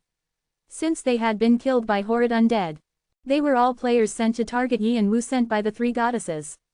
Holy knights that were said to be blessed by the goddesses. They fought in the name of the temples, but their efforts were futile. No one was able to swing their sword at Yi and Wu. At the confusion from the monster portents, they eventually ruined themselves. He didn't even need Dragon's authority. Swish. The monster portents all disappeared into the ground holding the corpses. The bloodstains were all gone, like there had never been any fight in the first place. These guys are boring. Is this all you got? Shannon complained, putting his sword back on his back. Under his mask, there wasn't a head, but it felt like he was pouting. Hanryong put down his sword that was dripping with blood and nodded in agreement. He hadn't even gotten out all 9 swords. 2 of them was enough. Dealing with these players might have been an insult to his pride. More guys will come in the future. Don't worry. Well, if you say so. Next time, call some better guys. Shannon spoke and disappeared back into the black bracelet with Hanryong. After that, there were several more attacks. And every time, they completely lost in the one-sided fight, and Yi and Wu just collected souls without lifting a finger and was able to strengthen his monster portents. The more powerful forces they brought with them, the better it was for Yi and Wu. With the situation ending up like this, the 3 Norns had to stop their attacks. They acknowledged that there was too big of a gap in their forces. If this kept up, their religious body would be pulled up by the roots, let alone regain their holy power back. And they had sued too many mercenaries and assassins, that they were financially struggling. And as word of Yi and Wu's accomplishments spread, people denied their requests. So although they hadn't completely given up, they were going to chase after him again after being back to their original condition. But Yi and Wu thought they wouldn't be able to do that for the time being. The condition of the Temple of Skuld, the death of Urd's apostle, and the holy knights that weren't even that many in number had died. The Temple of Verdandi was left, but it was still connected to the other 2. Obviously, the reputation of the 3 temples reached their bottom, and the believers who had stayed until the end were now turning their backs. A god's power came from their dignity. Now that they had lost their dignity, the 3 temples were greeted with a cold winter. They didn't have the freedom to touch Yi and Wu for right now. Nor did they have the ability to. Then what should I do about this holy power now? Yi and Wu looked at the holy power that he forced from Heparin's soul. He thought about what would be the best way to deal with this. It had the power of Urd. So obviously, it was priceless. The first thing that came to his mind were the souls binded to the black bracelet, but since they were opposite properties, it would be like poison to them. They began to show their evil property, so holy power wouldn't help them. He had to use it efficiently. Eventually, he came to a decision. Vigrid, if it was a magic sword that got the curses of countless heroes, wouldn't he cleanse it with the holy power and put it closer to its original state? Recently, the curses had been washed off due to Aegis and holy fire, but the origin of the curse didn't easily disappear. Yi and Wu held Vigrid in his right hand and poured holy power in little by little. So not a bit leaked out. Purification is being commenced. Vigrid is rapidly absorbing the holy power. 35, 36, 37%. 0.61, 62%. The power of the holy sword is being revealed. The rust and blood on Vigrid began to become lighter. Instead, a white light came up and runes that were on the sword showed themselves. At the same time, the sword started to become longer slowly. Purification of the magic sword. It would take some time to wake all of its abilities after cleansing the curse away. Yi and Wu was already curious how Vigrid would look after everything was finished. The sword that heroes had desired so much. Yi and Wu began to quickly climb the floors again. He already had the power of a rancor. And he could use the information in the diary and his dragon's knowledge. The floors in the 10s were easy, because they were lower floors. Of course, that didn't mean Yi and Wu lazily climbed them. He carefully looked around the stage to hoard hidden pieces, and he gathered karma to set records on each floor. He still didn't register his name on the Hall of Fame. He was able to reach the 20th floor in a day. This is the 20th floor, Gate of the 5 Penance Mountains. This is it. Yi and Wu looked at the 5 mountains he could see from the start zone. From the closest to the furthest, the mountains were standing in a line. They were all so tall that they pierced the clouds and almost touched the sky. As you looked further, the height of the mountain became taller. From the 3rd mountain, it was covered in snow. Just looking at the forest around it relaxed people. It was a wondrous view. It was a beautiful sight. But this place was actually a place that players were opposed to. The same went for other floors, but there were so many things to be gained if one looked closely enough. However, this place was different. It was a testing area, not a gaining area. It was a place that tested what players had achieved so far. Like the White Gate of the 10th floor. Every 10 floors, the tower tests what the player accomplished. The 10th floor tests from the 1st to the 9th floor and the 20th floor the 11th floor to the 19th floor. The 5 Penance Mountains on the 20th floor are the same. People who live here call it the 5 Elements Mountains, and these mountains endlessly test players. The tests are so difficult that some players go back down to the lower floors to start again. It was an infamous place. But unlike normal players, the 20th floor was one of the floors Yi and Wu couldn't wait to begin. The trial of the 20th floor is starting. Trial. People who want to become a god have to punish themselves and know how to overcome limits. The 5 mountains here will help with your penance. Your eyes will be covered to get rid of temptations, and your ears will be closed so you can have a silent calmness. In a world where scent and taste are gone, you will be free from obsession, and the gone stimulus will become a chance for you to look back. Every time you cross a mountain, you will be given a penance. Overcome all penances and become a perfect me. The 20th floor's 5 mountains symbolize the 5 senses. Every time a mountain was climbed, the chosen sense disappeared. The first floor was sight, the second, noise, the third, scent, the fourth, taste, and the last mountain was touch. People all reacted to the stimulus around them. When these were blocked, only the mind remained. You had to climb the last mountain with only your mind. You had to have a strong trust in yourself to do this. A lot of players couldn't get used to the limited senses and retired. Even if they passed, they became sick of it. But although it was a place of difficulty to some, to others, it was a land of opportunity. This was for the people who wanted to train themselves. As you raised yourself to a higher position, the pressure of the 5 senses increased. It was a place to train yourself thoroughly. So the 20th floor was the most sought floor in the lower floors by rankers. It was the perfect palace for Yi and Wu, who wanted to become stronger. Especially to finish the homework the Martial King assigned him. Yi and Wu opened Intrenian and pulled out a book. It was a book the Martial King had given him, saying it was a present before he left the one-horned tribe. He read it when he had time, but it was hard to understand even with his dragon's knowledge. Less than yin sword greater than. It was the additional reward that Yi and Wu was supposed to receive after finishing the martial god's test. But the Martial King had only pushed it back, saying that it was too hard for him and gave it to him only after acknowledging his growth. Climbing up to the 20th floor, Yi and Wu read the book when he could. As his achievements with the 8 extreme fists became deeper, it would help to learn a new Mugong. And Yi and Wu had an outstanding memory and understanding of what he read in the archives. But the problem was that was it. He needed to memorize it, but he didn't understand it. He already had an overall knowledge of Mugong, and he was able to grow after awakening his dragon body. But this was so hard that he couldn't even flip the page. Yi and Wu thought of a conversation he had with the Martial King before he left. Actually, the yin sword is a wish of our tribe that we have wanted to attain, along with the yang saber. A wish. Well, it's not that well known to the public. But if I try to explain. Okay. Do you know about our tribe's origin? I only know that it's a tribe that came along with the tower when it opened. That's close enough. We're a founding tribe, and we inherited our god's inheritance and live to continue making it better. That's things like Mugong and Jinbuk.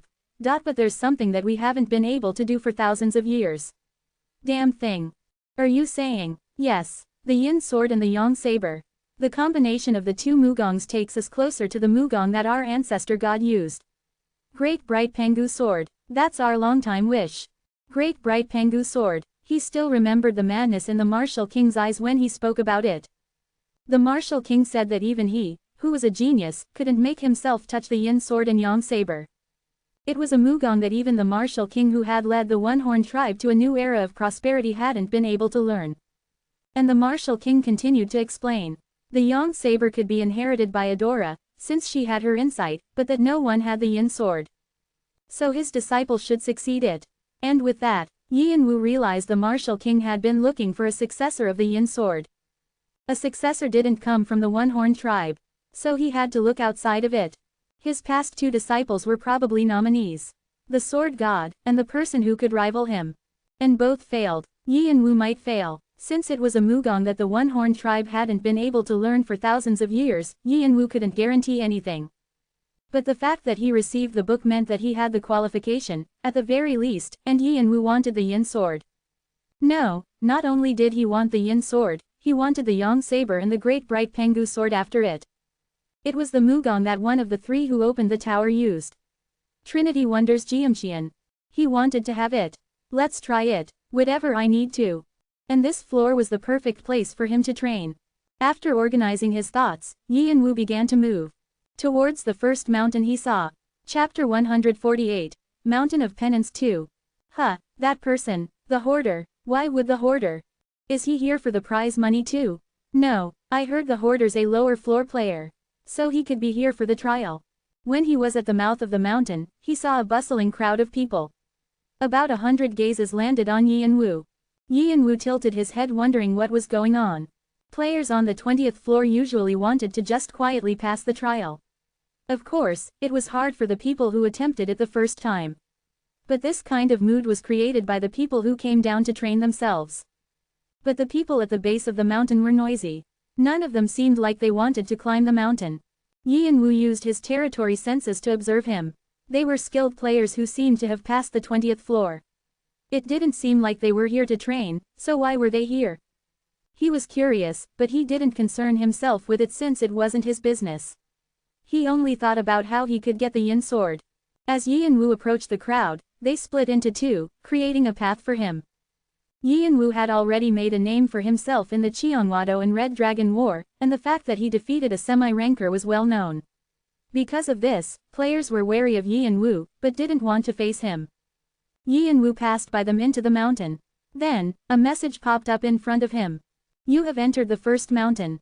The first penance, blocking of senses beginning. His sight closed like he was in a pitch-black room. He was slightly surprised at the sudden blackout, but it was something he was already expecting, so he looked over it. Although it is uncomfortable that it's dark, Yi and Wu just closed his eyes and focused on his other senses. As his magic power spread out, his other senses woke up. A map of the surroundings and geography around him was drawn in his head. Sense strengthening. Yi and Wu was confident in his senses, especially since he was able to read the movement of the arrows in Section A of the tutorial. With his senses of a dragon, the proficiency of the sense-strengthening skill was at 80%. It was like a passive skill for him now. So thankfully, even though his sight was blocked, his movements were slowed down. It's easier than I thought. The diary detail Edley explained the troubles of the Arthea members. Having a sense that was used for granted blocked was like carrying a yoke. They said the discomfort was the hardest to overcome. But Yi and Wu didn't experience the discomfort he was expecting, so he was slightly let down. This wouldn't train him. He even hoped that the other mountains would be harder. But the other players on the mountain didn't seem to agree with him. Ah, shit, this is so uncomfortable. How do they want us to move? There's a lot of time, so let's move slowly. And be careful not to confuse each other. I think there's a path this way. The players moved slowly in order to avoid each other. They moved like a senior pedestrian crossing the road during the red light. And once they were more used to it, they started to add speed. If they're on the 20th floor, they should have somewhat trained their other senses already. But they depend that much on their sight. Does that make sense? However, Yi and Wu didn't understand them. It was only sight that was blocked. Why were they fumbling so much? And they looked stupid shouting at each other to avoid bumping into one another. He wondered how they would deal with that if a fight arose between them. And they seemed to be trying to spread apart so their senses didn't overlap with each other. It was just pathetic. How had they passed so many trials not even knowing the expanse of their own senses? He didn't understand. Yi and Wu used Shunpo to quickly pass by two of them. Huh, did something just go by? Wasn't it the wind? Hearing the players behind him, he added more speed. He was able to see many players like the ones he saw at the base. Actually, there was something Yi and Wu didn't know. It was that the other players' confusion he considered pathetic was normal. Among the players he passed, there were a few semi-rankers mixed somewhere in there. Blocking sight closed off a way for outside information to get to you. The players could only feel uncomfortable even if their senses had greatly improved while climbing the tower. That was why many players couldn't pass the first mountain. It was the reason why half of the players who attempted the 20th floor were stuck on it. However, they need to find a way to move on to step over to the next mountain. The method was easy. It was adjusting right away. Even arriving at the 20th floor meant that one had a lot of advanced senses.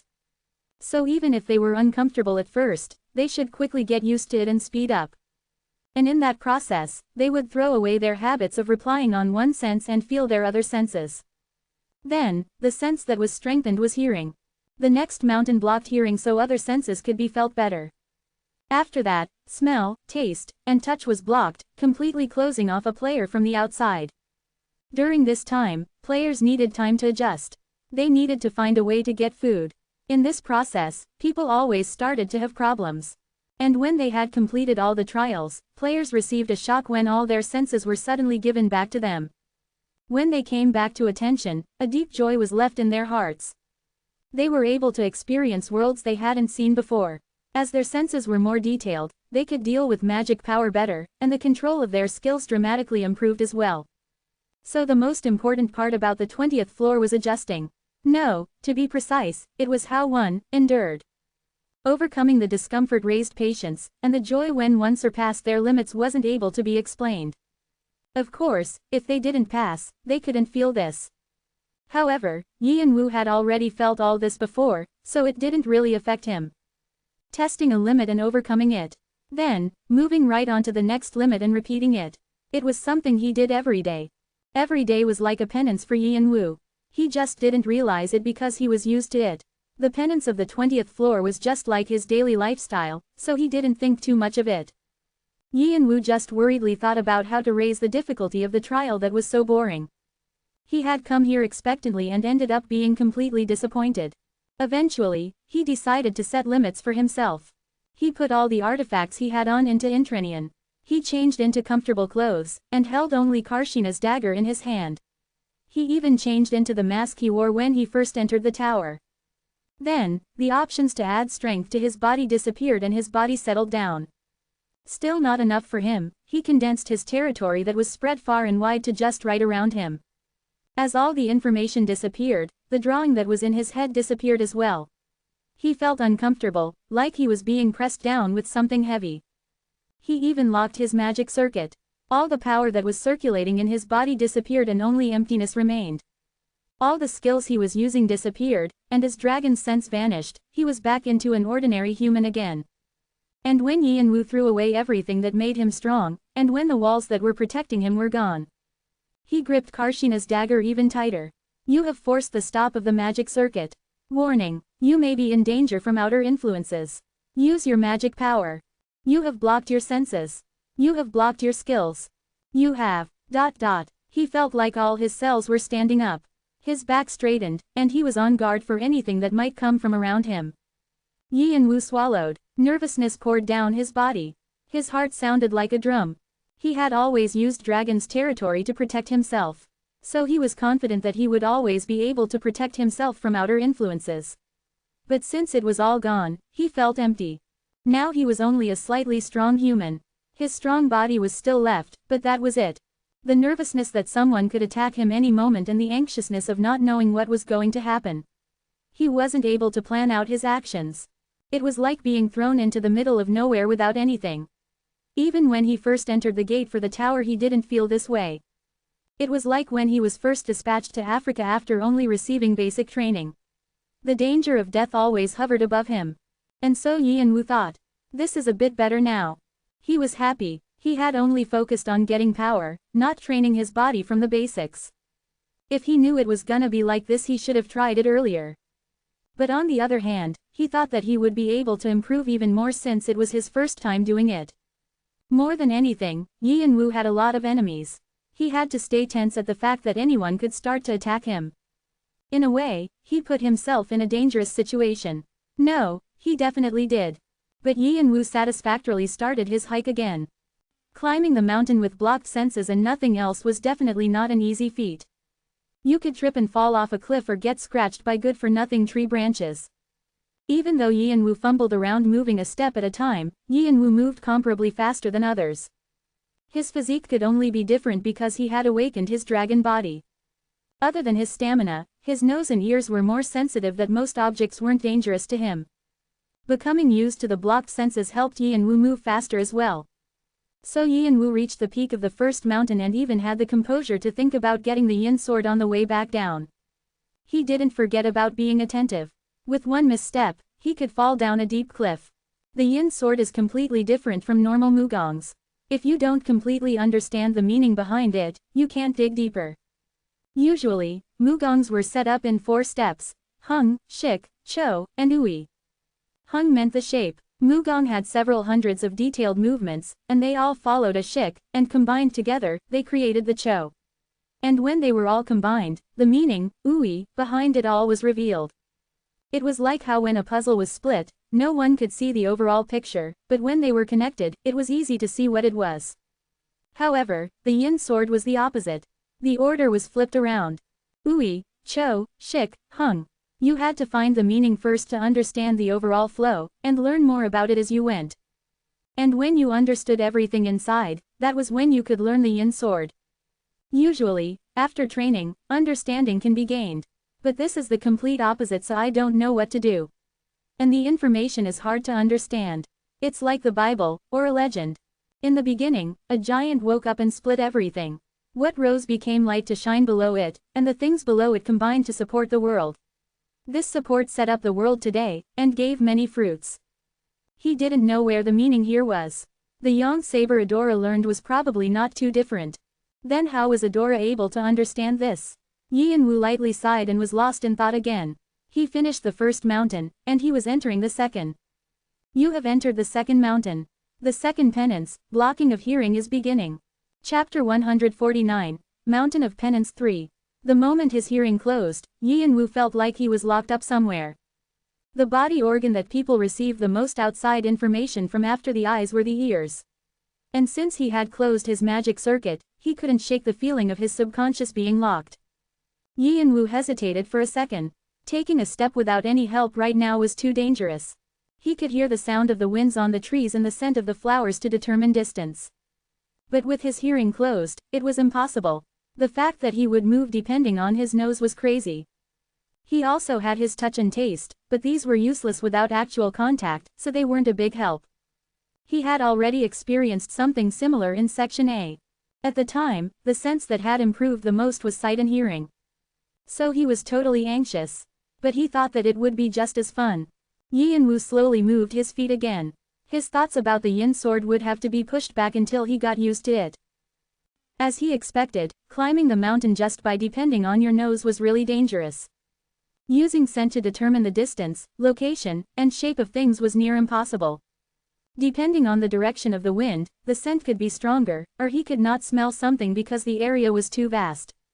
So Yin Wu lowered his body as much as possible to be prepared for any obstacles.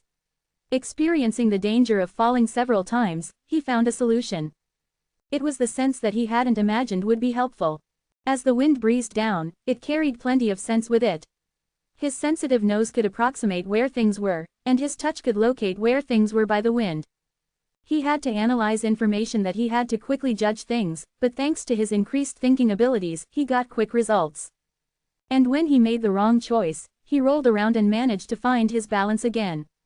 However, this process was more difficult than he thought, and Yin Wu struggled for the first time in a long while. He entered the third mountain. His nose was numb. As the last sense that helped him to get information vanished, his movements became more careful. The only way for him to read the way was for him to feel the wind on his skin.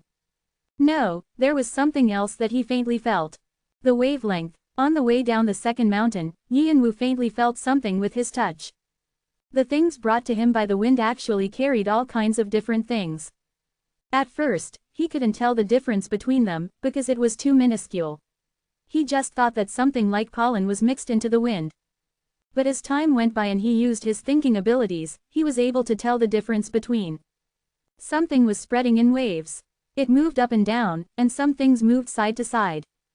As he compared the difference, he realized that each object had different wavelengths. Of course, it was so small that if he didn't focus on his touch, he would miss it right away. So Yin Wu had no choice but to focus with his combat will and felt time flow in his consciousness. Doing that, he couldn't tell how much time had passed outside. He couldn't see the sun rise and set, and focusing on his consciousness separate him from his surroundings. The proficiency of combat will is dramatically increasing. 31, 32%, 0.45, 46%. You have used the skill for quite a while now. Longer use can damage your brain. There is a danger of falling in the space between your consciousness and your body. Rest is advised. You have used the skill for quite a while now. You may be locked in overuse of your consciousness. Danger. Your thinking abilities had automatically contacted the dragon's knowledge to dramatically increase. The proficiency of combat will has dramatically increased. 62.2%. A day, 2, perhaps even a month had passed. However, the time Yin Wu felt was extremely long. He walked only by depending on the wavelength of objects and walked some more. Actually, it was a bit strange for Yin Wu. He had made quick judgments using his 5 senses. And using his magic power, he had amplified the location of things. But this was the complete opposite. His active senses were all closed, and he didn't use his magic power other than to continue using the skill. He just received information from the outside. He read what was happening around him. And as he did that, he saw the wavelengths that he hadn't been able to tell with his 5 senses or his magic power. The shapes of each object's wavelengths were different, but their ends were also totally different as well. Some were heavy, and some were light. And some were fast while others were slow. He almost couldn't tell the difference. But they had all something in common. The strong were strong, and the weak ones were weak. Even if a tree was tall enough to soar over everything else, it was weak, and if a small rock was tight and heavy, its wavelength was strong. Yi and Wu wondered why they were so different, and came to an answer. Existence. Yi and Wu organized the concept in his head. People and items all have existences. In other words, it was aura. Even with the aura, your opponent can feel depressed. And you can pull someone else along with your might. On the other hand, the people with weak existences end up being eaten. All living things instinctively knew this. They would subconsciously feel pushed down because of the existence a strong opponent emanated, and this was the best way to determine the gap between one's opponent and yourself. But the normal auras that are felt are mixed with other things, and aren't pure. But there's a deeper base to this. Through continued training, you have been able to sense a part of one's soul. You have realized soul control. You have achieved an accomplishment not easily achieved. Additional karma is being rewarded. You have earned 3,000 karma. You have earned 2,000 karma. More advancements are advised through more training. Only after realizing soul control you deserve to have a level. Is this what soul control is? Yi and Wu had heard about soul control as well. The stronger the soul, the larger the wavelength, and as your level increases, your wavelength becomes heavier and weights air down. In other words, soul control is the weight of the soul. It is the strength that people with some level have to have. And understanding your opponent's soul control was the most step in battling a high ranker. Yi and Wu had felt strong auras while dealing with some players. Especially the Martial King and Summer Queen made his back shiver. Thankfully, he was used to somewhat reading them, but he still couldn't do it for those who were weak. He needed to feel smaller things. He had to dig deeper into more quickly understand others' foundations. He accidentally found a way to do it. So Yi and Wu was able to read an item's internal side. He could somewhat tell how the condition of the item was using wavelengths. He hadn't tested it on humans yet, but he felt like it was possible. Even what he couldn't read with his draconic eyes are information windows. He could read through them. Also, as he was stimulated by the wavelengths, something squirmed inside of Yi and Wu. It was a new feeling he hadn't experienced before. At first, it was strange, but since he had his soul control, he could easily deal with dangerous things. Feeling danger was from the will to live, and you have to make your senses move according to that will. It was a sense that was completely separate from the 5 senses. It wasn't something you could force up under normal conditions, but he felt like he could train it now. And he instinctively knew from experience. If he could control this feeling, another perspective would open for him. Chapter 150, Mountain of Penance 4. Oh, you're already training your 6th sense. I was going to teach you when we have time, but to think you were training yourself using this method. When Yi and Wu felt hunger for the first time, he entered a small tunnel, and pulled out food from Intrinian to lightly fill himself. And he summoned Shannon and Hanryong to confirm his accomplishments. Feedback could help a lot with training. Shannon and Hanryong were people who climbed to a higher level of sword mastery than Yi and Wu. He wanted to check if he was heading the right direction. 6th sense. It wasn't hard to discuss with the 2 Death Knights. Since they conversed using mental means anyway. Yi and Wu just had to deliver his thoughts to them. Shannon smirked at Yi and Wu's question. Did you forget already? The sense I said you need to have to find a focal point. Of course I remember, but I didn't know this was 6th sense. I just thought it was something related to soul control. Soul control? Shannon tilted his head in confusion. So Yi and Wu explained what he had learned. The wavelength of things, soul control. And the new sense he felt with soul control. But as he continued to explain, Shannon's body trembled. Even though he didn't speak, his thoughts were violently shaking. What? Nonsense. There was only one emotion. Shock.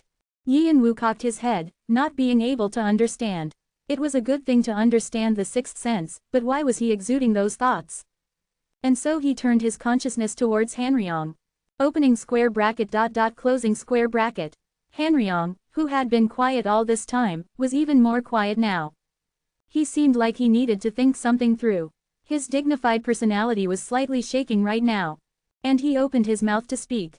Since sixth sense is related to the subconscious and instinct, it's a door to soul power, but I think you went backwards. Does that make sense? This crazy. Yi and Wu frowned at what they both said. Both of you explain so I can understand. What's soul power? Hanryong replied in a tranquil voice. If soul control is the weight of the soul that grows with progression, soul power is the power that comes from it. Usually, it raises the level of magic power as well because that's what takes mana from the mana stream. Hanryong continued. However, because this is deep within the realm of your subconscious, it's usually dormant. As you become more powerful, you're able to open the sixth sense, which can be said to be the door to your subconscious. Because the sixth sense was the base of instinct, it was located right on the line between your consciousness and your subconscious. However, the subconscious is about 80% of your total consciousness, so it's not easily approachable. If you make a mistake, your brain may be damaged, so it's carefully dealt with. Yi and Wu somewhat understood what Hanryong said. He had to enter his subconscious to enter his soul, and then he would be able to use soul power. But I didn't even open the door, so is it like I opened the door from the inside using soul power? Shannon's screams rang out. That's not something that can be so easily done. This is, it's like that. What do you do when you enter a building? What do you mean what do I do? Of course you have to enter through the door. And if there's any obstacles, get rid of them. Right, you either enter the front door or a side door, right? But you, Master Boy, you. Shannon's hand on his sword breaker shook. It's like you jumped up to the attic and are heading downstairs to the lobby. Many gods and demons of the 98th floor and looking at you with incredulous eyes. A few gods laughed futilely. A few demons are having a serious conversation about you. Someone has brought up a powerful idea. Hermes is looking at you proudly. is looking at you with an anger-filled gaze. The mind of a human can be separated into two sections. The consciousness where the thinking happens, and the dormant unconsciousness. The dormant unconsciousness was commonly called the subconscious, and it was the path to reach the base of your soul. If it was compared to an ocean, it would be the water that you had to cross to reach the ocean's bottom. Players all wanted to someday be in control of their subconscious. Only then could they escape the prison of their physical body and have soul power in their hand, and their rank to finish their spiritual growth would be completed. It was similar to nirvana or diabol, the act of surpassing yourself. An ascension to heaven. Was this that amazing? You've got to be kidding me. Shannon wanted to smash Yi and Wu's head with the sword he was holding. He was almost feeling wrong that he couldn't. But I can only feel soul control, I can't use soul power yet. Opening square bracket ... If you could do that, you would have been the boss. Wouldn't you have jumped up to the 77th floor then? Shannon sighed like his world was falling apart. Hanryong added an additional explanation. Soul power is something that even high rankers cannot use freely. The Sword God and the Summer Queen can only use a part of it. To be able to freely use soul power means that you're becoming complete. That would mean that you're a true ascender who has surpassed their physical limits.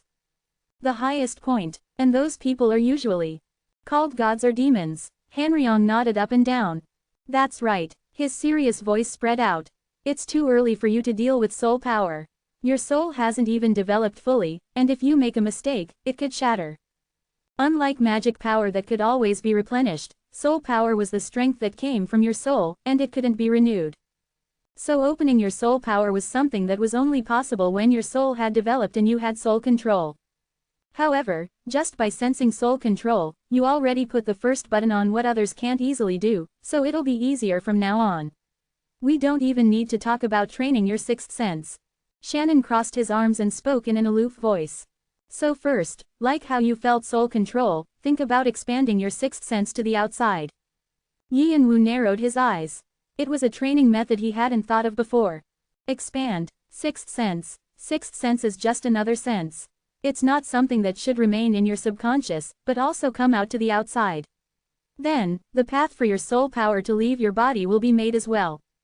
So I can think of it like making a channel. It's similar. Since the time to release his soul control would someday come. Before that, he had to make a path for it, and it was sixth sense. Yi and Wu, Shannon, and Hanryong all felt exalted while conversing with each other. Soul control and soul power. It meant that the process to become an ascender was officially beginning. It also meant that he had reached the level to become a real master. Yi and Wu thought of the paths he took so far. He made efforts as well, but it had been a string of coincidences. It wasn't an exaggeration to say that his brother had paved the way. His brother's diary still had the locations of quite a lot of the hidden pieces, but this was something Yi and Wu had to do for himself now. The tiny steps that Yi and Wu took from now would affect the results of his growth drastically. And Yi and Wu was proud of himself for putting on the first button right. But what I do from now on is more important. Yi and Wu organized his thoughts while chewing some jerky. How does it taste? Like I'm chewing rubber. Ha ha ha ha, I understand. When I climbed the fourth mountain, my annoyance level was really at its max. Shannon laughed while following Yi and Wu up the fourth mountain. The sense that was blocked next was taste. There wasn't any discomfort for when he moved, but it was quite uncomfortable for his lifestyle. Since he couldn't taste anything, it was torture every time he put something in his mouth. Jerky tasted like rubber, chewy and tart, and when he drank water, he felt like he was drinking sewer water. It wasn't that his sense of taste was completely blocked, but changed to taste other flavors. Yi and Wu grimaced. This meant he had to give up on his lunchbox, and he was slightly annoyed by this. It seemed like the trial of the 20th floor wouldn't ever budge from the theme of penance. But he still had to eat something, so as he put the jerky in his mouth, he tried something that he had been practicing from yesterday. Sixth sense release. As it slowly revealed its presence, it started to feel the wavelengths around it. It was different from using his magic power to observe his surroundings. Going past the wavelengths, it was like he could freely feel the world. And with the advice of Shannon and Hanryong, he felt like this was totally doable. You have understood a part of how to deal with soul power. You are able to feel soul control more specifically. You have understood the way to reveal your existence with your soul control. The level of your soul is growing. And before he knew it, when he was on the fifth mountain, he was able to expand the territory of his sixth sense. His careful movements became more natural. He didn't hesitate when walking anymore. If someone saw, they would have thought he was seeing the way in front of him. Although all his senses were blocked now. Strangely, he felt something around him. He saw a new world looking at things the other way. It was like he had a third eye. Also, as Yi and Wu was able to find his direction, his growth rapidly increased. The proficiency of the skill, sense strengthening, has dramatically increased. 82, 83%, 0.96, 97%, 0.100%. Congratulations! You have reached the max level of your sense strengthening skill. All stats related to your skill increase. Strength increased by 10. Dexterity increased by 12. You have gained a new understanding about your skill.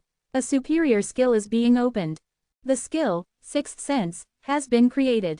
The proficiency of the skill, Sixth Sense, has quickly reached the max level. New skills are being searched for considering your stats.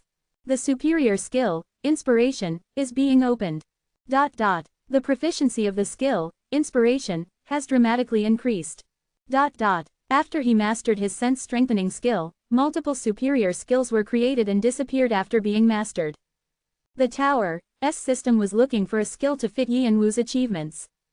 Although it was forcefully sealed, his dragon's sense was continuing to change as well.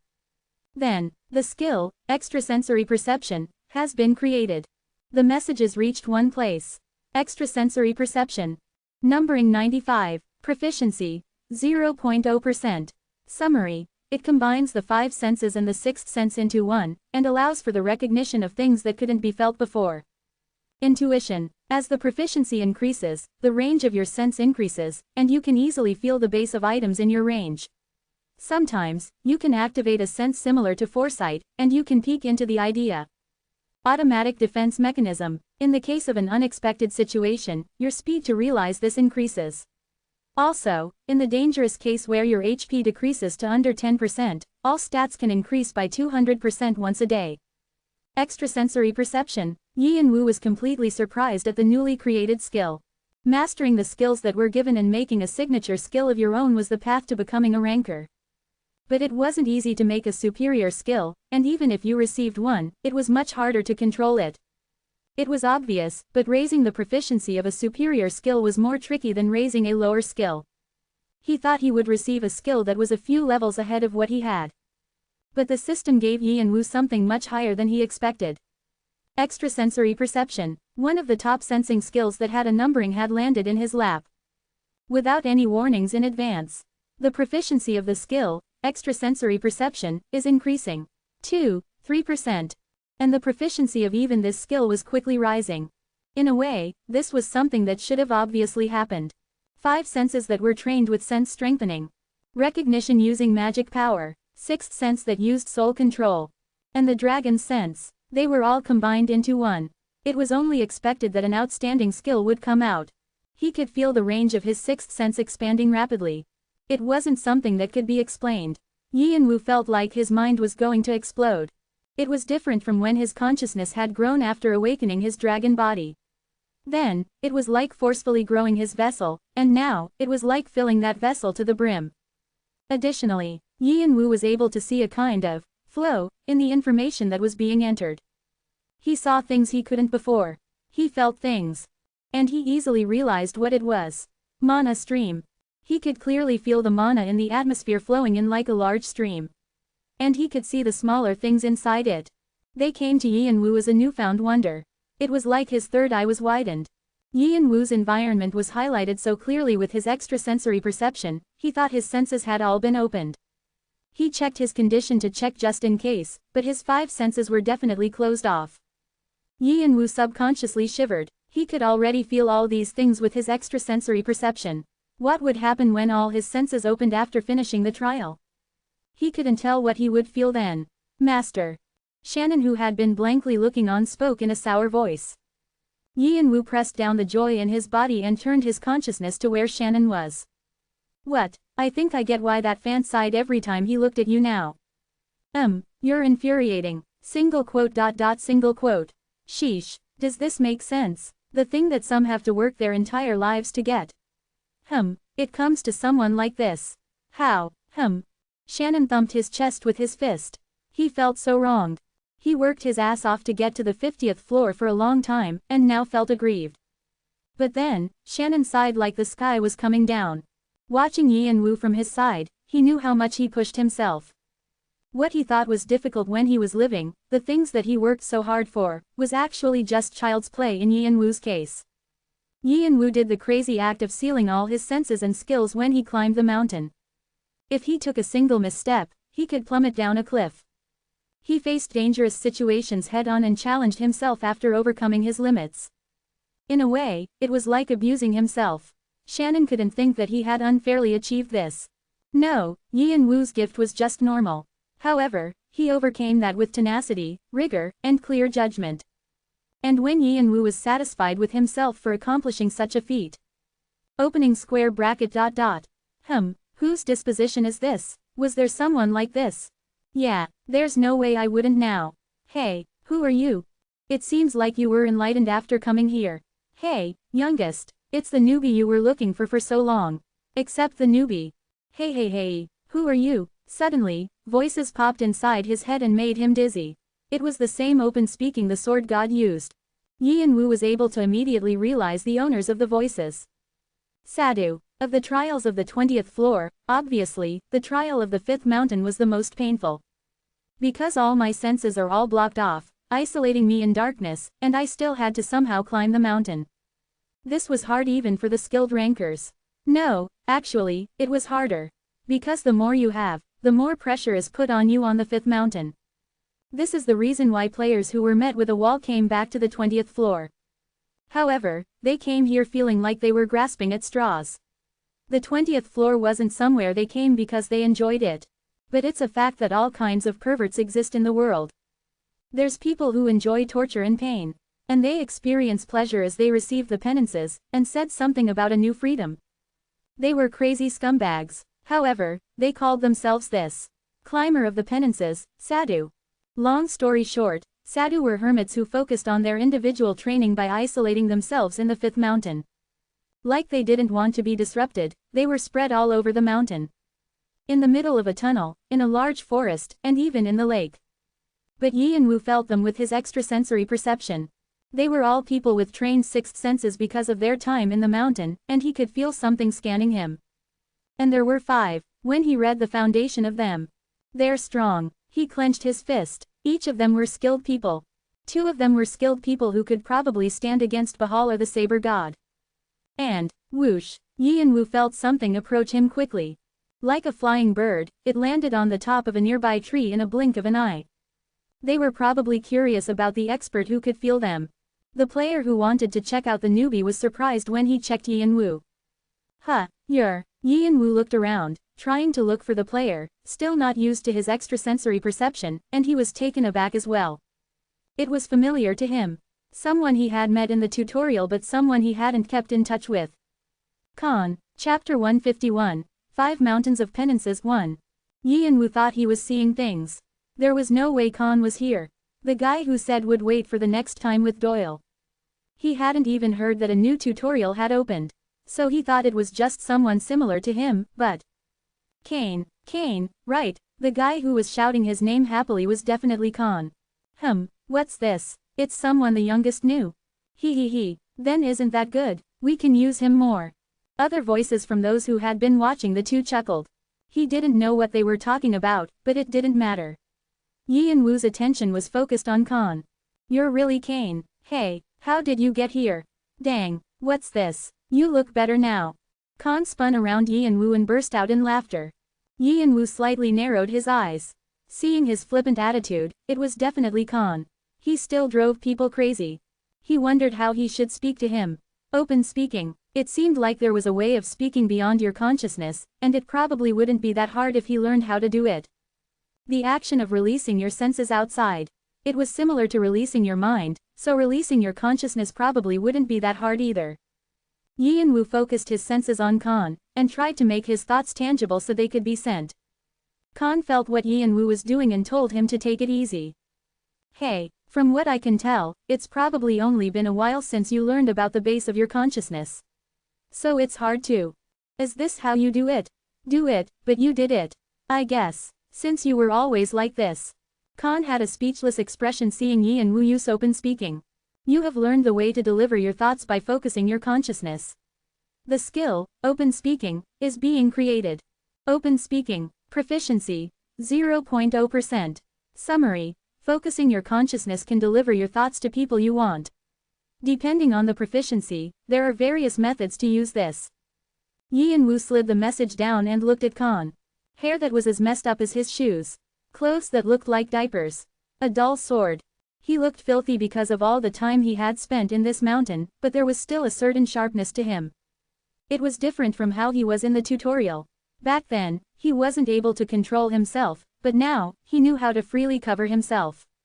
It's been a while. Khan hugged Yin Wu with a welcoming face. I know, right? Phew, I thought we would see each other again. But I didn't know it would be this sudden, bro. Bro, the word that he said when he was bored. It was definitely Khan. I saw you got pretty famous during this time. You used to create messes in the tutorial. And now you're doing it here. Hee. Chatter. He still spoke a lot. Yin Wu aimed his senses again in case he lost his focus. He still needed some more time to get used to open speaking. But what are you doing here?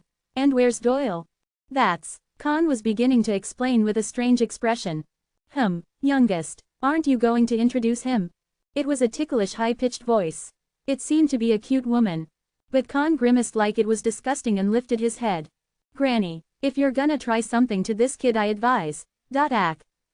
Khan was cut off and screamed at the lightning that suddenly came from the sky. The lightning continued for some time. Grr, boom.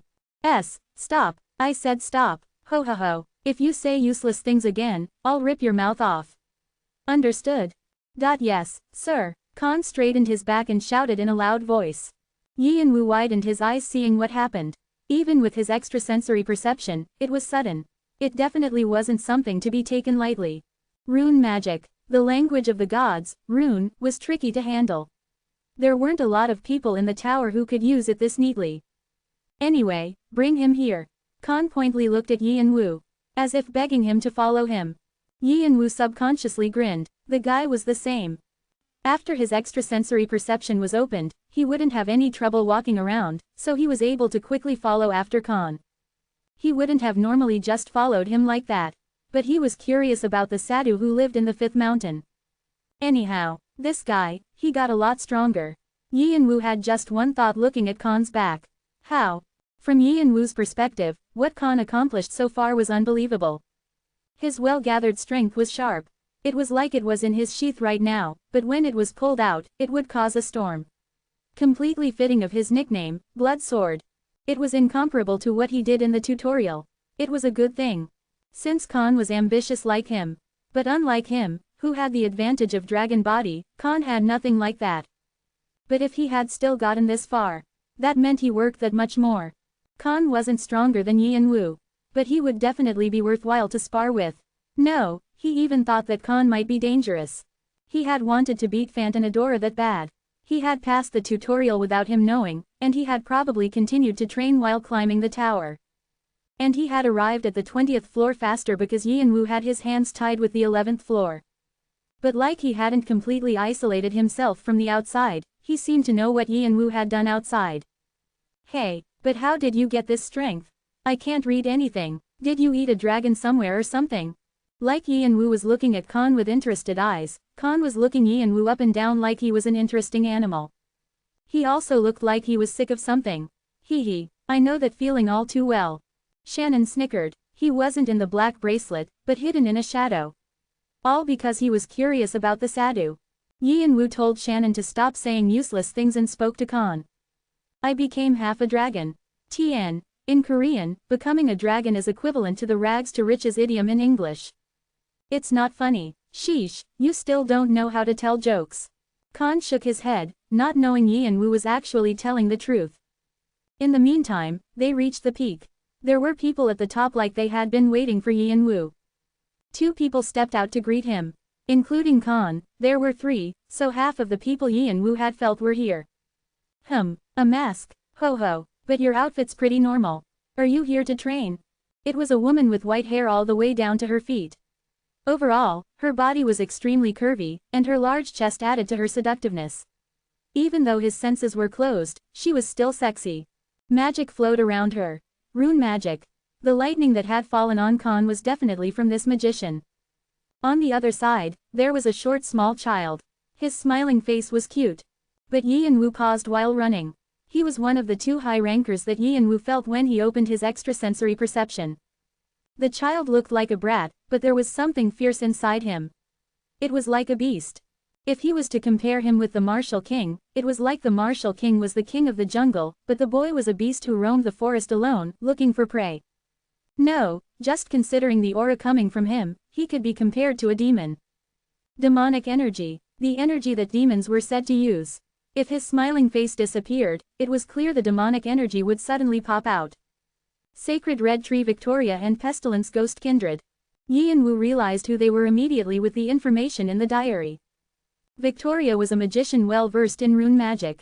Rune magic, called the language of the gods, was tricky to use. You had to use set words, so if you made a mistake, the consequences could be deadly. However, if you learned it, you could use it in many ways. Most artifacts or buffers used runes. And what would happen if you could control them freely? You would be able to do more things than normal magicians. That was Victoria's case. She was well known, but her brother had never really met her, and it was interesting to see her here. Kindred, on the other hand, was different. The clan that serves a nameless demon, Devil Army. They're organized under 9 bishops. The way each of them served their devil god was different. Kindred is the 2nd bishop, not well known to the public, and he's been looking for something on the 20th floor for a long time. From what my friend from the Devil Army said, it has something to do with a holy object. But that's just his assumption. In reality, no one really knows. However, there's one thing that's for sure. Kindred has no plans to leave the 20th floor until he finds it. Even when we passed through the floor and fought a war with the Devil Army, he never showed himself. I was only able to find out about his identity by coincidence. But he's still here. It's probably been over 10 years. What's he searching for so hard? Yi and Wu's mind was completely on Kindred. But he didn't show it. It was a secret that he was a bishop of the Devil Army, and if he sensed something strange, his plans could be ruined. So Yi and Wu tried not to look at Kindred as much as possible. Nice to meet you, handsome Oppa. Fortunately, Victoria stepped up actively. She winked at Yi and Wu. Even though she couldn't see, it was natural like she could see perfectly in front of her. A faint minty scent wafted over in the wind. It was a scent that would have made most men's hearts skip a beat. But Khan grimaced like he didn't like it. What do you mean he's good looking? He's wearing a mask. And do you even know the difference in age between you and... Ow. Khan rolled down the hill after being hit with a ball of fire. Ho ho, I like everything about you except for your mouth. Understood? Victoria smiled, revealing her canines. The remnants of the rune around her dissipated. Yi and Wu's eyes sparkled again, seeing that.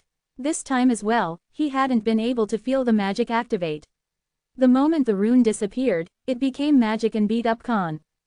Does she prepare her rune in advance and use it when she needs it? Yi and Wu looked at the bracelet wrapped around Victoria's right arm. There were small rune letters packed on it. When she summoned the ball of fire, she touched her bracelet with her finger. Then, a letter on the bracelet disappeared and activated magic. It seemed to be an artifact that magicians use to prepare magic in advance. Yes, Victoria's known to be as skilled in making artifacts as much as she uses rune magic.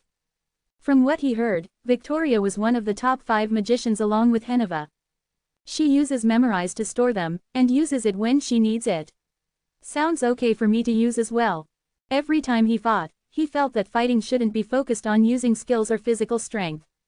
Often, he felt the need for magic. It was a waste to use magic circuit just for his Mugong as well. However, he was busy enough already focusing on his Mugong, and didn't even think about touching magic. But if he stored it beforehand, it looked like it would be a big help to Mugong too. I needed to study about mechanical magic too.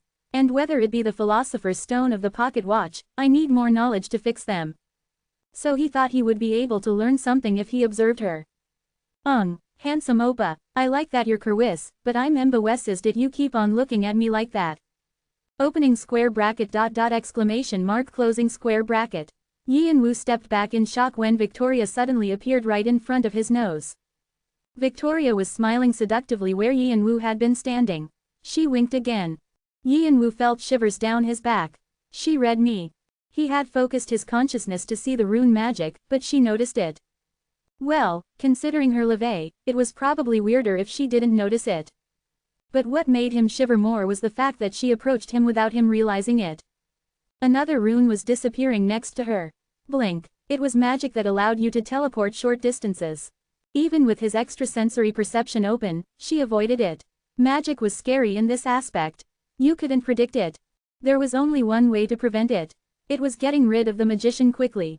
But seeing Victoria, it probably wasn't going to be easy. The energy around her was probably defense mechanisms she set up.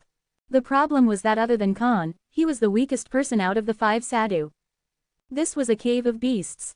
There was only one thing that was good about it. Since this was where beasts stayed, it was that much better of a place to train. Yi and Wu was planning on training his yin sword here. But before that, he had to make a good impression on the tenants here before him. A word of 2 that they said to him could be a big help. I'm sorry, it was my first time seeing rune magic. Victoria lightly laughed. HNG, if that's the case. But still, be careful in the future. Everyone here is really selfish, so they're sensitive about others observing them. But I guess you're interested in rune magic? Yes, a little. Then should I teach you? His eyes widened because he didn't expect her to say it so easily. What was she planning? Yi and Wu knew there weren't any free things in the world. He was suspicious of her. Like she read his thoughts, she grinned as if telling him not to worry. Of course, not for free. There's just one condition. What is it? I can't really say it here. Victoria's eyes sparkled. She looked like a snake looking at her prey. Do you want to eat some ramen at my house and talk about some things? TN. Inviting someone to eat ramen at your house is the equivalent of asking someone to Netflix and chill. Chapter 152. 5 Mountains of Penances 2. Violently shining eyes. It was a gaze to seduce men. Most men's hearts would have skipped a beat. There's ramen in this world too. Yi and Wu thought of other things. If it existed, he kind of wanted to eat it. Ramen was the food that Yi and Wu wanted the most in Africa, where Korean food was rare. Ow, it hurts. Hey, Kane, that gran. Tisk, don't be tricked by that lady. She'll want to spend a steamy night with you and tie you down so you work for her. Khan spoke with a dirtied face climbing up the mountain. glaring at Victoria on the way up. Victoria smiled voluptuously. It wasn't a lie, we had a steamy night. And I almost died. Khan shook his head from side to side. And he earnestly told Yi and Woo not to fall for her looks. Yi and Woo smirked. Seems like you fell for it. Ahem, that's not important. Khan coughed and looked at Victoria.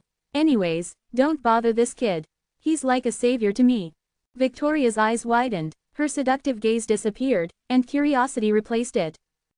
Then is this Oppa? Yeah, right, the person I. It was then, the child who had quietly been looking down at the three, kindred, lightly jumped down from the tree and flew towards Yi and Woo. Yi and Woo subconsciously moved far back. Why, I shouldn't have gotten caught from anyone yet.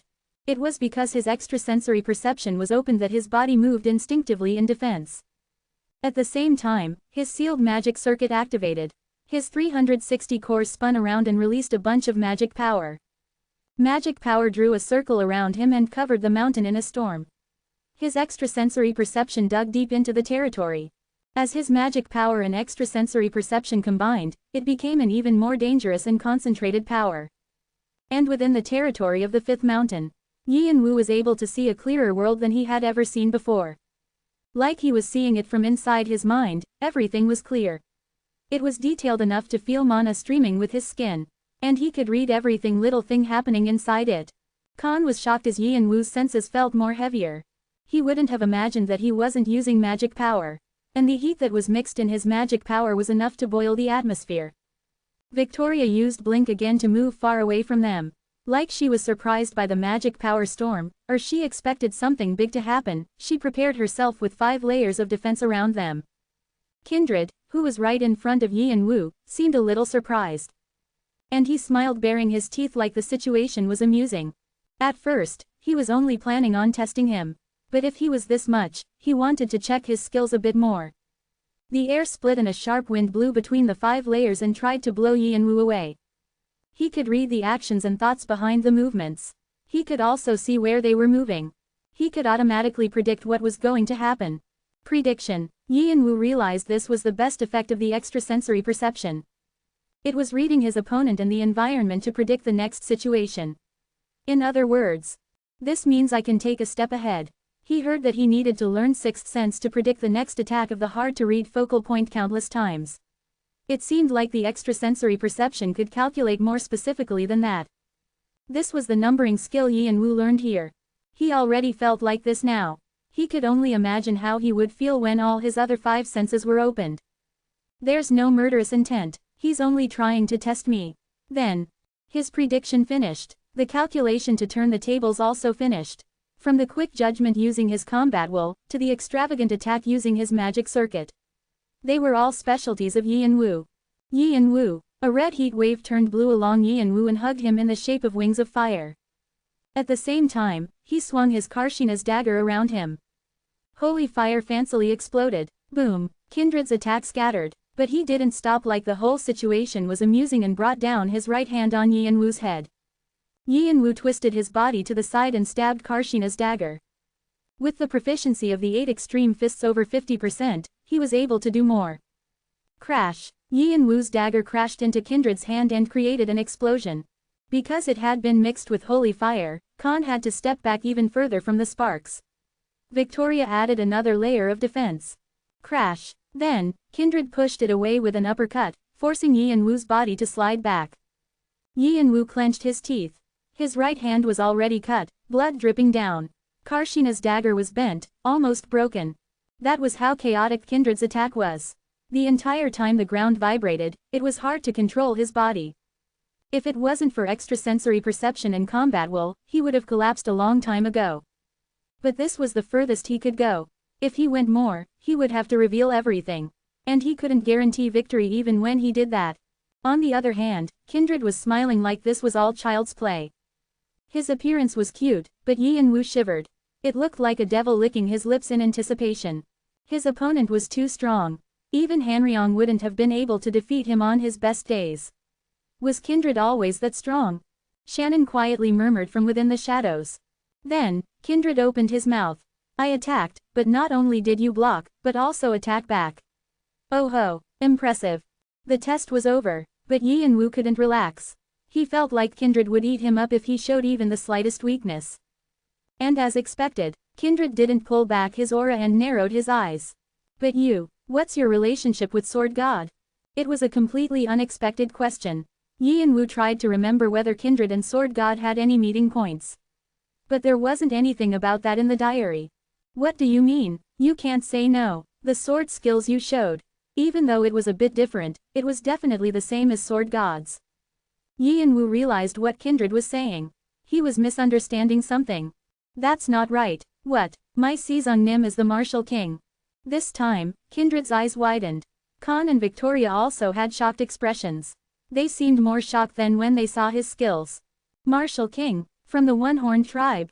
Yes. Then that makes sense. Since Sword God was taught by the martial king too.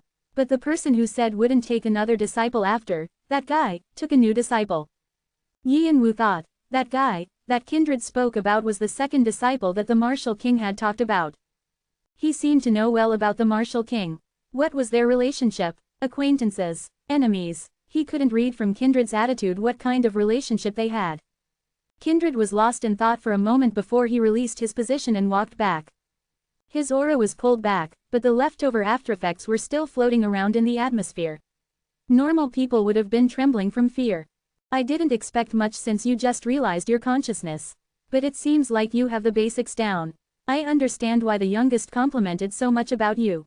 Kindred ran at Yi and Wu the moment Khan said something. Just what had Khan said about Yi and Wu?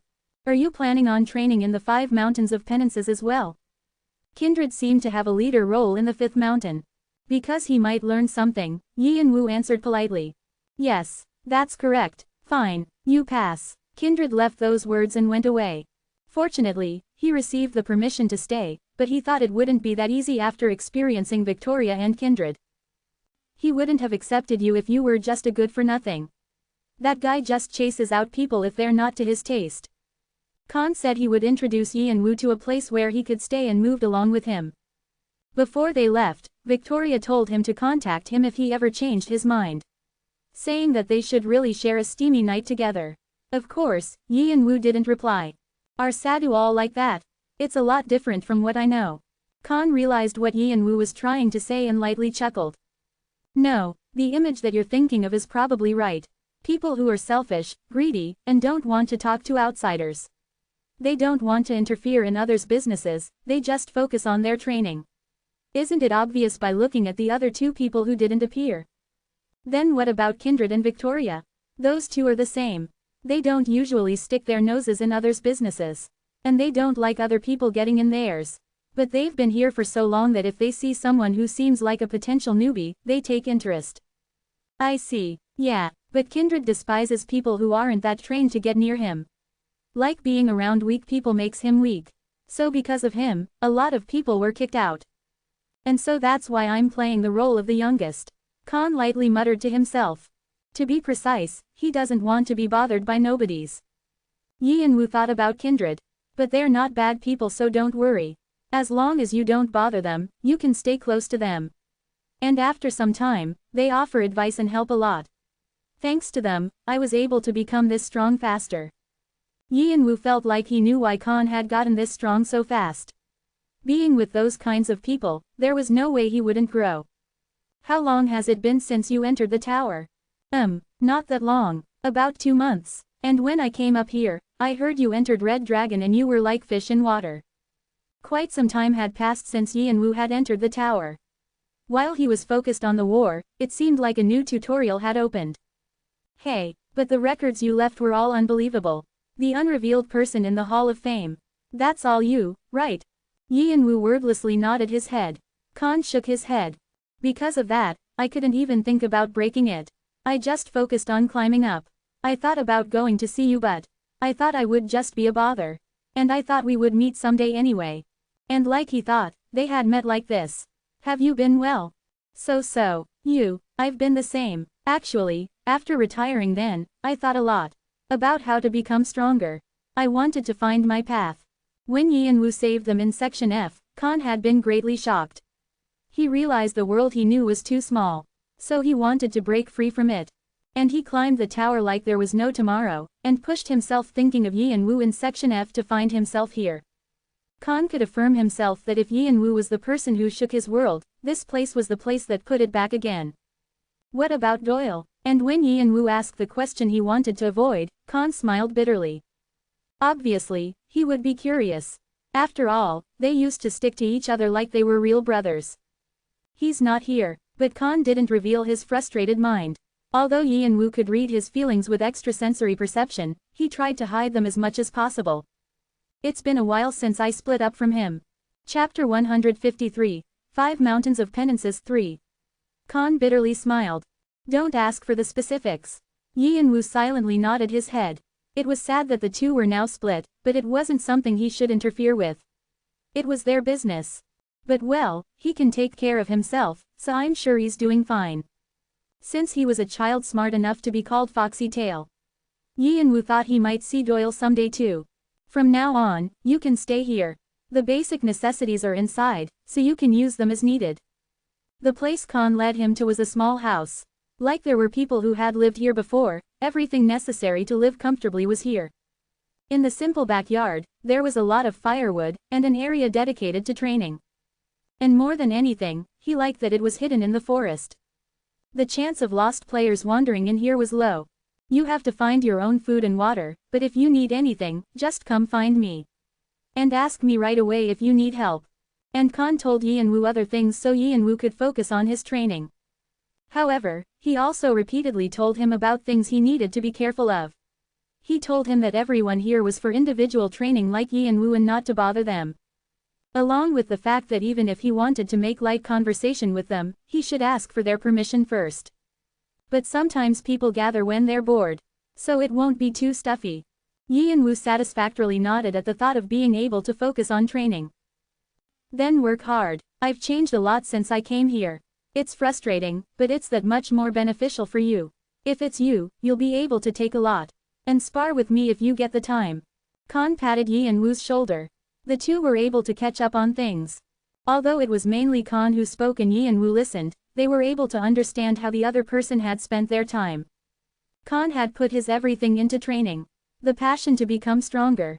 The desire to climb to a higher position. He looked towards that goal and pushed himself. He couldn't see the Khan of the past who had been arrogant and loved himself a bit too much. He was still like himself, but there was a seriousness to him. Yin Wu realized why news of the blood sword entering the tower hadn't spread. He hid himself, not even caring about fame, and quietly did what he wanted to. Khan knew what Yin Wu had gone through as well. He didn't tell him the specifics, but Khan had been amused at what he heard about the war between the two great forces. Yin Wu enjoyed the conversation. It was like meeting a close friend after a while. No, he was a close friend. If you weren't close friends with someone you showed your back to in a war, what was a close friend? When the conversation ended, a lot of time had passed. Khan left saying he needed to catch up on the training he pushed back. Yin Wu momentarily looked at his surroundings.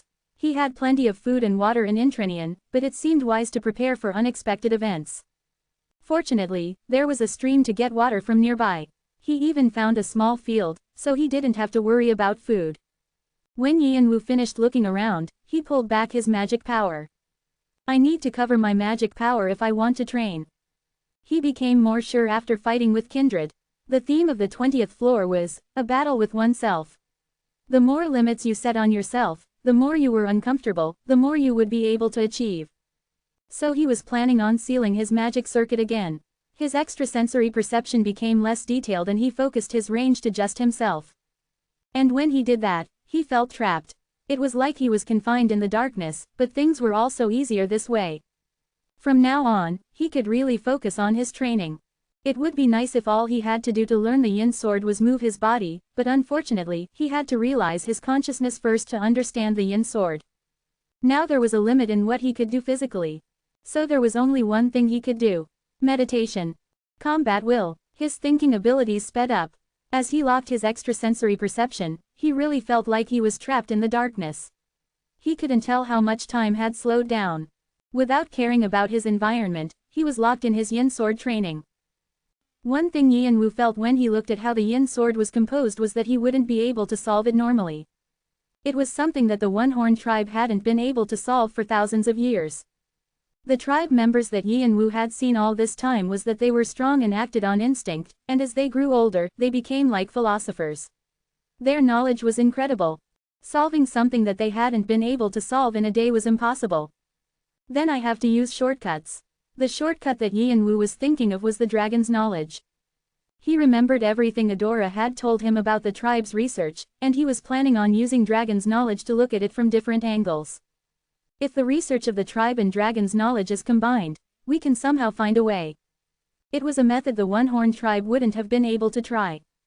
The information Yi and Wu would receive during this time would probably be immense in amount. He might even learn something that surpassed the 8 extreme fists. But Yi and Wu wanted to learn the yin sword instead. He needed to understand it somehow. He didn't care about what was happening outside. He thought about his mind and focused on analyzing things. Every attempt was different. Is there another side that's hidden like a password? The first thing he thought of was that the components he was seeing weren't real and they were somehow hiding the real thing. He tried flipping around the order of the words. He even tried to add on to the words to find a new meaning from within it. When these methods didn't work, he delved even deeper and more specifically into them. But these attempts ended in failure as well, and the only method left was to understand it. However, like always, he didn't see how he was supposed to do that. He thought that it might have some philosophical aspect to it and might be related to their history. But as the attempts resulted in failure, Yi and Wu couldn't see what he was supposed to do. He didn't see the end. Master. Hey, Master, wake up. How long had he been locked in his thoughts? Yi and Wu came to attention at the voice that was calling him. As his extrasensory perception slightly opened, he felt Shannon shaking him to wake him up. His mind was violently shaking. Hanryong also looked stiff behind him.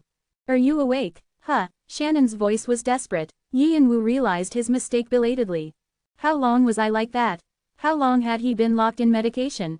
He closed himself off from the outside, so he couldn't even tell how much time had passed. However, seeing his thirst and hunger, he could tell it had been a while. How long were you like that? Are you being serious? Master, you might have croaked if you were left like that even a little longer. Me, yeah, focusing on medication should only be 1 or 2 days, how could you do that for a month? Are you crazy? A month? Yi and Wu was taken aback. He definitely hadn't expected it to be that long. His sense of time was way off. Well, since it had been a month, that explained why his dragon body was feeling hunger and thirst. Yi and Wu quickly pulled out water and jerky from Intrinian to replenish himself. Oh, I wasn't able to contact Heneva and Bister. The time he settled on with Heneva was 10 days. Too much time had passed. Considering his personality, it was clear he would be worrying that Yi and Wu was in danger. Bister as well, checking his communication artifact, he could see that he had tried to contact him several times. Yi and Wu lightly clicked his tongue. Had he found Bram's location? Is that important right now?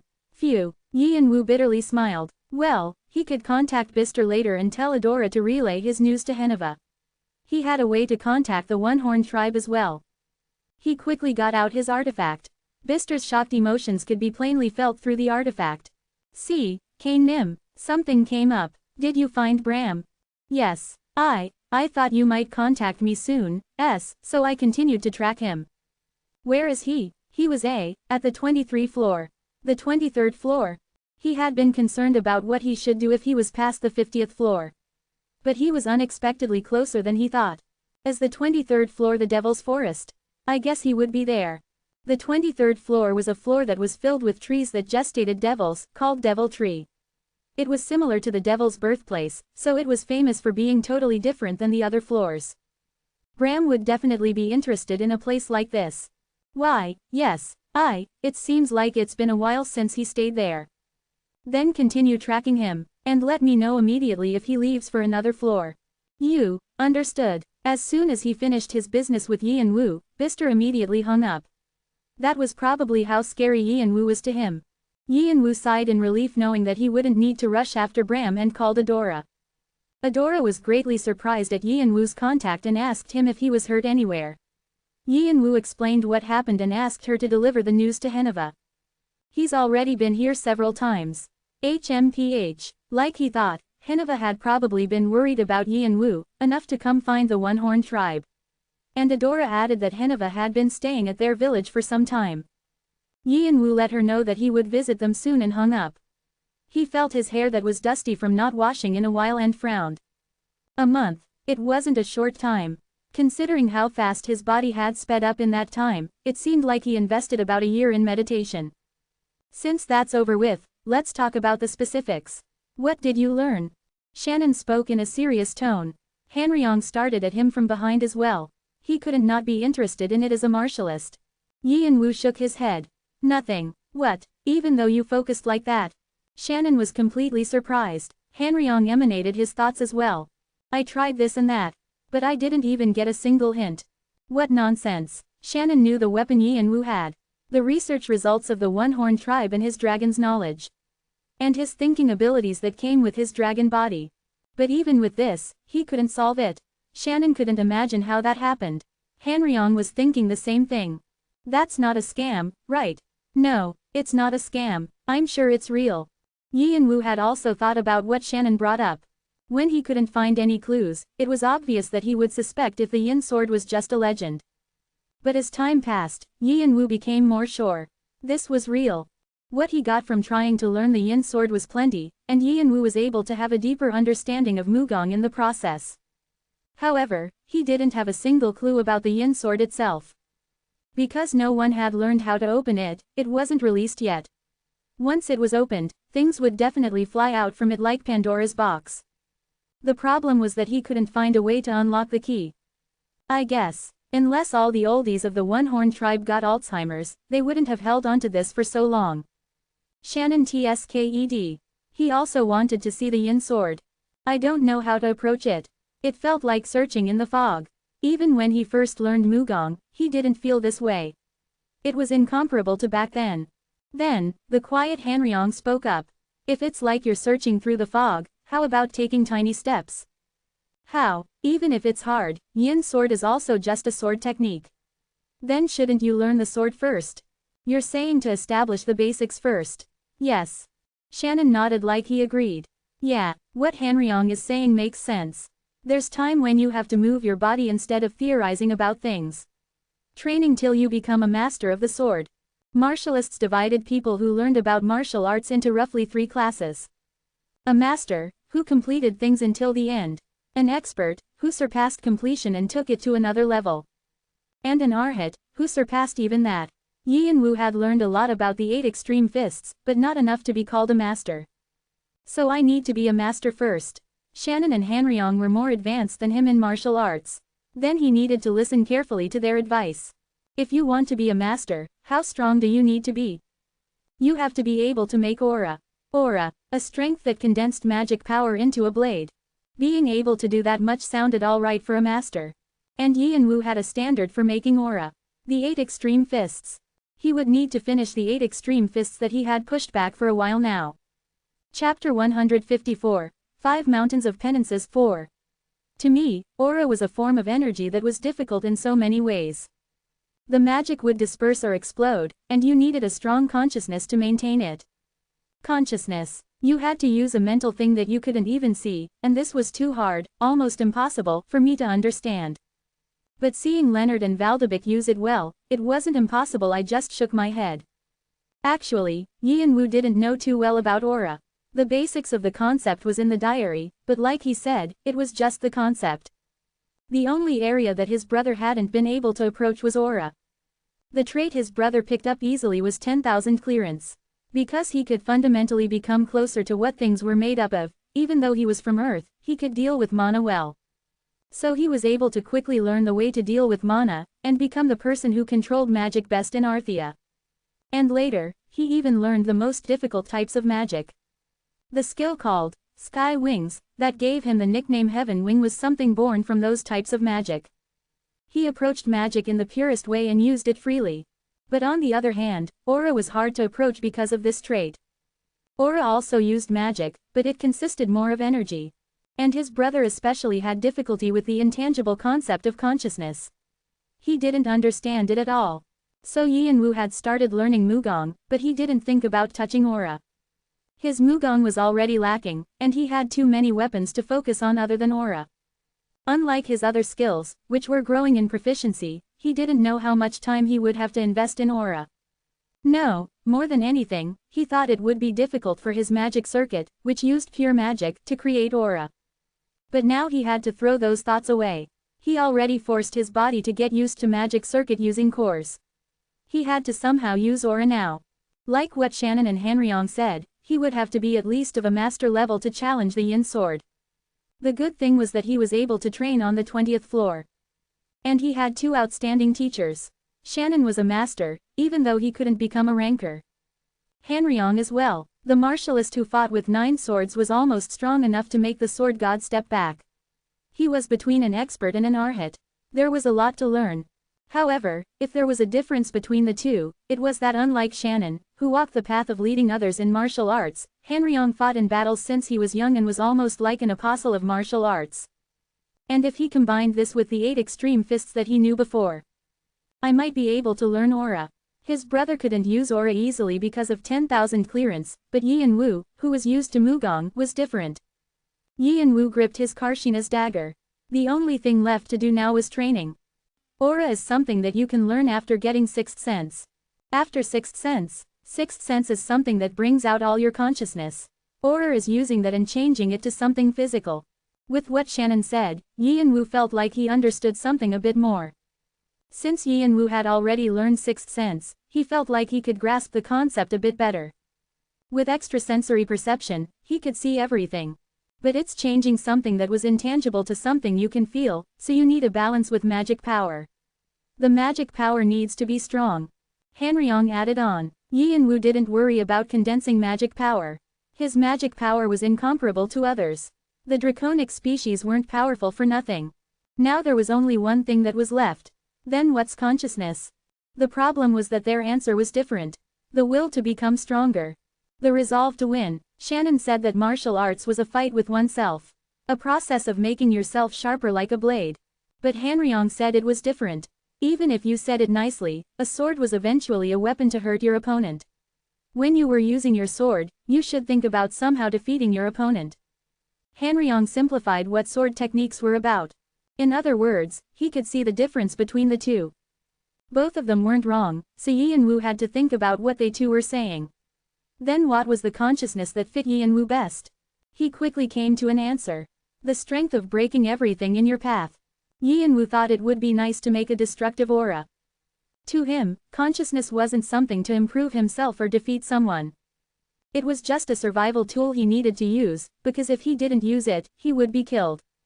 Once he got the direction he needed to go to, Yi and Wu started practicing right away. It wasn't difficult to practice because he had extrasensory perception. The 8 extreme fists is something that makes 8 kinds of powers into 8 forms. It has to be fast. Yi and Wu used the training area where he was staying well. Once he woke up, the first thing he did was swing his sword. Faster than one's eyes could follow. But he didn't focus on just swinging his sword. From what Yi and Wu saw, the 8 writings of divination of 8 extreme fists that he had to learn wasn't something he could get just from practicing. Like constructing the structure of a building required tiny steps, he needed to learn the order in specific steps. It was something that needed a precise calculation. So this time, he tried to use his quick thinking abilities as well. As time passed, the form became clearer. Any imperfections disappeared as well. Think like you're focusing your mind on the tip of your blade. You must release your consciousness. If you just use your consciousness well, you can use all kinds of attacks using aura and your magic power. Also, because he couldn't just focus on his form, he focused on moving his sword according to Hanryong and Shannon's advice as well. Faster. And even faster. From some time, he couldn't even tell the difference between what was happening in his consciousness and the real world.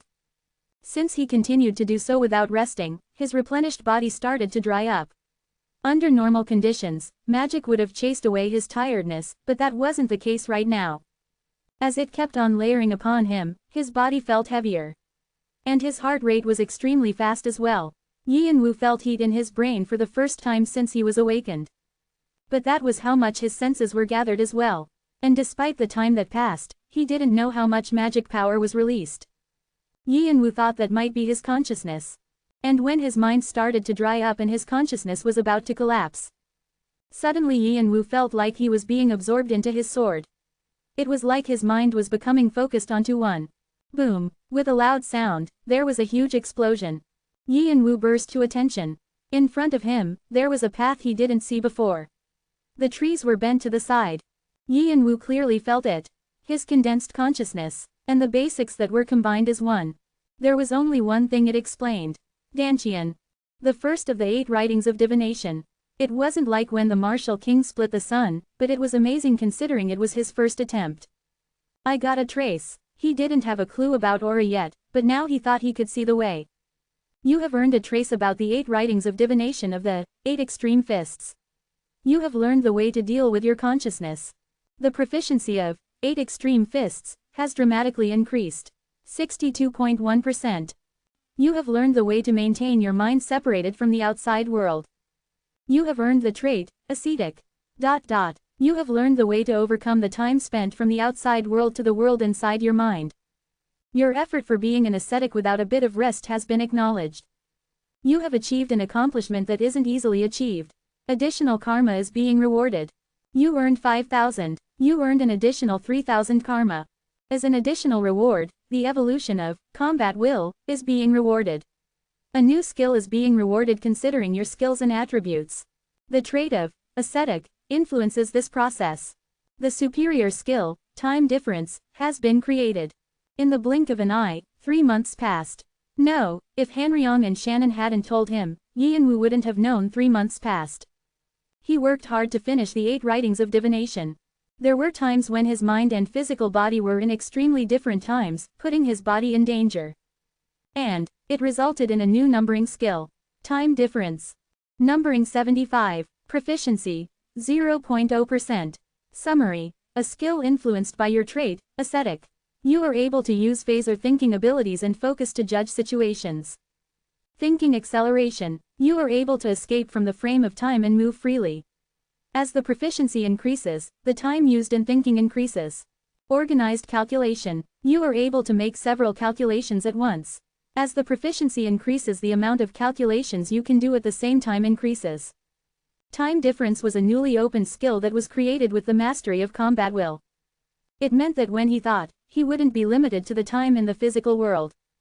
Of course, that didn't mean he had unlimited time, but it was more efficient than before. But as much as it was more efficient, the gap between his mind and the outside world became greater, and the aftereffects of that were for Yi and Wu to be in charge of. Thankfully, Yi and Wu's dragon body was strong enough to handle it. Yi and Wu successfully learned 3 of the 8 writing divinations. And in the process, the 8 extreme fists was organized, and the separation between each of the steps was almost gone.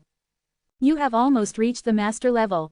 Influenced by this, the skill name of 8 extreme fists has been changed to 8 extreme swords. 8 extreme swords' skill proficiency has increased 71.2%. Now, he had 5 numbering skills. Batory's vampiric sword, holy fire, fire rain, extrasensory perception, and even time difference. Although he wasn't officially a ranker yet, he accomplished a great feat. But Yi and Wu was still thirsty. He had a trace about aura, but he still didn't grasp it. He could condense his magic power and cover it with his consciousness, but strangely, the form wasn't maintained. Shannon and Hanryong told him that he would only have to focus on making aura now. Then, when another month passed, congratulations, you have reached master level. You have achieved a great feat. Additional karma is being rewarded. You have earned 3,000 karma. As an additional reward, strength has increased by 10.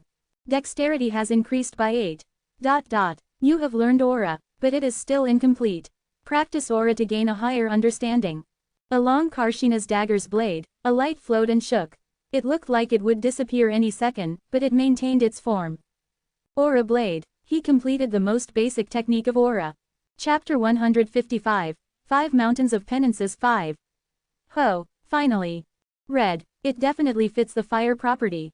Yi and Wu looked at the aura blade on Karshina's dagger and glanced at Shannon and Hanryong. Is there a difference in the color of aura? Shannon grinned and shook his head. Not much. The color doesn't affect the power. Since aura is just the difference of training. But, you can slightly see the user's subconscious with this. Like, your aura is red, that probably symbolizes the holy fire and the fire property you have. But looking at it now, it looks like fire burning up. Or, kind of like blood. Yi and Wu thought what Shannon was saying was both right. Red was the color he saw the most on Earth and the tower. Explosions, fire, bloodstains. Yi and Wu thought he wouldn't be able to escape from the color. Yi and Wu observed his aura blade with his extrasensory perception. Alright, let's continue. Congratulations on making aura, but this is only the first step. It'll probably break if you lose your focus even a little bit. Until you're completely used to it, you have to continue practicing. Yi and Wu nodded his head. But this time, let's change it up. How? What do you mean how? Using it in actual situations. Shannon glanced at Hanryong. Both of them suddenly pulled out their weapons from the subspace like they had planned it beforehand. Shannon his sword breaker, and Hanryong a sword from his 9 swords collection. Shannon smirked even though he didn't have a face. Sparring. Clang. He was a master now, but he still had a long way to go. Normal players would see that he was pretty skilled, but actually skilled people would see that he was lacking. The skills and weapons he had weren't related to his sword technique skills. He could only improve by working hard. However, he didn't have a lot of time. So he tried to use the time he had efficiently. So the place he chose to train was the 20th floor. And to make up for the amount of time, he went through years of time in his mind by himself. It was impossible for normal people to do. It was a fight with himself. And Yi and Wu added something more to do. Sparring. With just his sword, he sparred with Shannon and Hanryong. It was to proficient use his writings of divination and aura. Shannon had said before, that he now only had the basic qualification. Yi and Wu knew he was lacking a lot, so he tried to make up for it with his quick thinking abilities and his sword. As metal and metal clashed, sparks flew everywhere. Nice. This is fun as I expected. This is it, Shannon's happy voice rang out. Behind him, Hanryong tapped, no, struck his sword on the ground as if telling Shannon to hurry up. This isn't it either. Victoria swept her hair back with a frustrated face. She couldn't feel anything, so she didn't feel the need to shower, but she mentally felt she was dirty. However, she didn't have the time to worry about that right now. There were problems in her system. She had checked over and over again for calculation errors, but her magic this time didn't work. She didn't know how many times, no, how many years it had been. She entered the 5 mountains because she didn't want to think about anything else and build her magic to take her to a new level. But that goal was still far away. The calculation isn't wrong, I'm sure of that. Victoria calculated backwards from the area that wasn't working. But she didn't get anything. Then, there was only one reason left. The amount of times. Sigh. This was so annoying. Victoria cursed for the first time in a while. This was the problem with rune magic. One could use this without much setbacks, and it was powerful because of its purity. That was why people who wanted to become more mages like her liked this study. However, for all its pros, there was a large con. Letters. It was made up simple, but if it became even the slightest bit more complicated, it would immediately fail. For example, the simple command of freeze was easy. However, the command to freeze and crack was impossible. It was because the 2 letters clashed. Victoria supported this con with artifacts. She drew them in the special bracelet that she made and erased one to use it every time she needed. But not only was this limited in the amount of times it could be used, a large amount of jewels was needed every time the rune letters were written. And because the bracelet only lasted a week, it was extremely inefficient. So Victoria was researching a solution to this problem. She was trying to look for a combination of runes that fixed the bracelet once it was used. It sounded impossible, but she had somewhat finished the theory of it after a long time spent researching. But that was it. The calculation was perfect, but everything it was made, it ended in failure. She became frantic. She was scared she wouldn't be able to accomplish her goal if this kept her. Because of the limits of rune magic, she hadn't been able to climb the tower, and she might be trapped on the same floor until she died. But she could assume why it failed every time. It was because of the amount of times. There were too many ways the artifact could be damaged. And there were too many different combinations of runes. Because there were quite a bit of letters, the different combinations also increased in number. The amount of times that something unexpected would happen eventually reached towards infinity. Then there was only one method. To make a combination that could solve whatever came its way. And to do that, I need to model it after someone who's proactive. Theories flashed by her head. She needed to imitate someone. If she could understand their way of thinking into an artifact, it would be able to resist unpredictable situations. However, the person would have to be quick at learning and proactive. And thankfully, Victoria knew someone like that. Kane. At first, she considered Khan, since he was young and motivated. However, he spent more time on meditating than training, like he was researching something like she was. Yin Wu was different. He only spent the first month in meditation, and after that, he continued to train moving his body, making anyone who watched think his body would be ruined. And he quickly progressed. Even she, who didn't know too much about martial arts, could tell that he was improving every day. Like what was a day to everyone else was a month for Yin Wu. She saw a deep understanding that would take others a few months to comprehend from Yin Wu. I hope he does this favor for me. The problem was that people didn't like having their thinking patterns analyzed, because their weakness might be shown. It was why she didn't consider the other high rankers including Kindred. The moment she brought it up, her head would be blown off. But she wouldn't know if she didn't try with Yin Wu. After organizing her thoughts, Victoria slowly stood up. She found where Yin Wu was with her senses. Fortunately, he was near where he was staying. As she erased the rune for blink, she quickly transported to where he was. And as she moved, she was surprised. What's this? The entire forest around Yin Wu's little house was a wasteland. Like Hermes' symbol, the boa had slid past it. It looked like something had pressed down on it. The problem was that even though it was like this, she couldn't feel any traces of magic power. Then he did this purely with his strength. She thought he was impressive when he released his magic power against Kindred. But this was incomparable to before. Victoria estimated where Yin Wu was based on the hints she found. And she became even more sure. She arrived at a small pond at the end of the forest. Yin Wu was bathing himself. She could see that his body was incredibly firm. Muscles without any imperfections. They were muscles from training. Victoria was about to smile and froze. She saw all kinds of scars on his muscles. Just what had he been through to? What brings you here? Then, Yin Wu turned towards Victoria without any signs of being surprised. Victoria felt the color come back to her face and slowly smiled. A woman came to sneak a look at you, but you don't seem too surprised. Since you can't see anyway. But can you wait a moment so I can get dressed? Then can't you just stay naked? Yin Wu ignored her and entered the forest on the opposite side. It was to get his clothes. Boring. Victoria grinned, then narrowed her eyes. I can feel the remnants of magic. The energy of darkness. But there shouldn't be any undeads on the 20th floor. Is it a power of Cain? Did he have more than physical strength? She was curious, but she couldn't ask, since that was the unspoken rule around here. Then, with the sound of rustling, Yin Wu came back. Please speak now. So you want to make my thinking patterns into an artifact? Yin Wu asked Victoria after hearing her explanation. He was resting while bathing after sparring with Shannon and Hanryong. Then, Victoria had come. Right, Victoria nodded her head. And you know how rude that is to ask of a martialist. Right, so I want to offer a trade. A trade. During the time he spent on the 5 mountains, he became closer to Victoria, speaking with her when they saw each other. But that was it. They weren't close enough to ask for a favor this rude. But Yin Wu thought this wouldn't be too bad. Because whatever she tries, she won't be able to imitate my way of thinking. Yin Wu was confident in his mind blocking. His cold-blooded skill was like the greatest enemy of mental magic. And so was his mind after awakening his dragon body. His subconscious was no different than a dragon's now. If she tried to interpret his mind, it would be as hard as interpreting a dragon's mind. It was clear she would fail. On the other hand, Yin Wu had a lot that he wanted from her. Rune magic. It was simple to use, and if he could only learn attack magic, blink, heist, and magic power strengthening.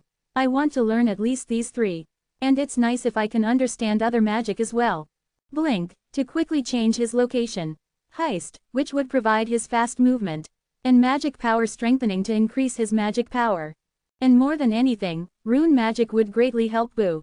If you want, I'll even give a demon's contract. So I request this of you. A demon's contract was summoning a high demon and having him grant a wish. It was incredibly expensive. That was how serious Victoria was. Yin Wu pretended to think about it carefully and nodded his head. All right, but instead, I want to learn the language of runes. Is that okay? Rune language. Victoria's eyes widened. It was something she thought was too weak of a condition. And even if you learned rune magic, it was hard to learn right away. It was hard to use the magic of the gods. She brightly smiled, thinking that she had found a pushover, not knowing that Yi and Wu had dragon's knowledge. Good, then I'll tutor you. I'll leave it in your hands. Thank you. Yi and Wu smiled while shaking her hand. It was a smile for when one saw a real pushover. They both put extra strength on the hand that they were using to shake. And meanwhile, you are the first person to enter the dungeon, King Mifune's palace. Kindred entered a cave that was on the top of the 5th mountain. It was a cave that no one had found before. The reason why he had spent 10 years on the 20th floor was right in front of him. A lake filled with water. And a door past it. The golden door was sparkling, lighting up the entire cave. Found you. Magic stick. Kindred smiled wide enough for his canines to be showing. Chapter 156. 5 Mountains of Penances 6. Arg, does this make sense? How can this be? Victoria grabbed her hair and screamed. All kinds of emotions flashed by her eyes. Annoyance, rage, curiosity, frustration, anxiousness. She was in a state of hysteria. That was expected. She hadn't even gotten started on interpreting Yi and Wu's thoughts. It was already the 20th day. The time she promised Yi and Wu was 1 month. Time had flown by without much success. You didn't set up a mental defense or anything, right? Victoria glared at Yi and Wu with suspicion. You would have noticed already if I had. You were the person who told me to take off my clothes just in case. You were the person who tested defense magic circles. It was all you, but you never felt anything like that, right? Opening square bracket ... closing square bracket. Victoria bit her nails. It was a habit of her that came out when she was anxious. What Yi and Wu had said was all right. He willingly participated all the time. It was her who always asked him to do things that were too much. So Victoria felt like she was going to go crazy. She really used all kinds of methods. She made him drink all kinds of potions and used magic circles and artifacts to analyze his mind. However, the result that came back was always an error. Analyzing it was impossible. At first, she thought it was because his mind was complex. Often, martialists' minds became more complex as they trained. So with their permission, she unlocked their mental defenses and started to carefully observe them. She used the same method on Yi and Wu. She was planning on identifying everything down to his neurons. Sometimes she even anesthetized his body. But that was the end. She couldn't read him. No, actually, she could. But the problem was that the range was too small. Someone who has this large of a mentality. I've never heard of something like this before. It's too deep. Victoria thought that her mentality was quite deep. That was how much she gained knowledge and focused on her studies. But in front of Yi and Wu, she was like a lake being compared to an ocean. That was how endless his mentality seemed to be. Usually people would go crazy from it, but Yi and Wu just spoke like asking her what the matter was when she brought it up. Is this child a superior species or something like that? It doesn't make sense otherwise. But Victoria knew that was absurd. If he was that amazing of an existence, he wouldn't even have let her do this. They hated others laying a finger on their bodies. Eventually, Victoria spent 20 days wasting her time, while her precious runes were being taken away. And even though he was a martialist, he was so well learned, that he always precisely answered her questions when she asked them during their tutoring session. In addition, he learned so fast, that she felt her basic magic runes being taken away. She clenched her teeth. There were now 10 days left. She had to somehow find a way soon. Hee, you con artist. Did you get a big one today? What do you mean, big one? We're only upholding our sides of the trade. The trade itself is a scam. Dang, you seemed quite inflexible on the outside. I didn't know you were good at using your head like this. Yi and Wu ignored what Shannon said as soon as he entered the hut. There was no need to reply to him. He knew that the trade was ridiculous as well.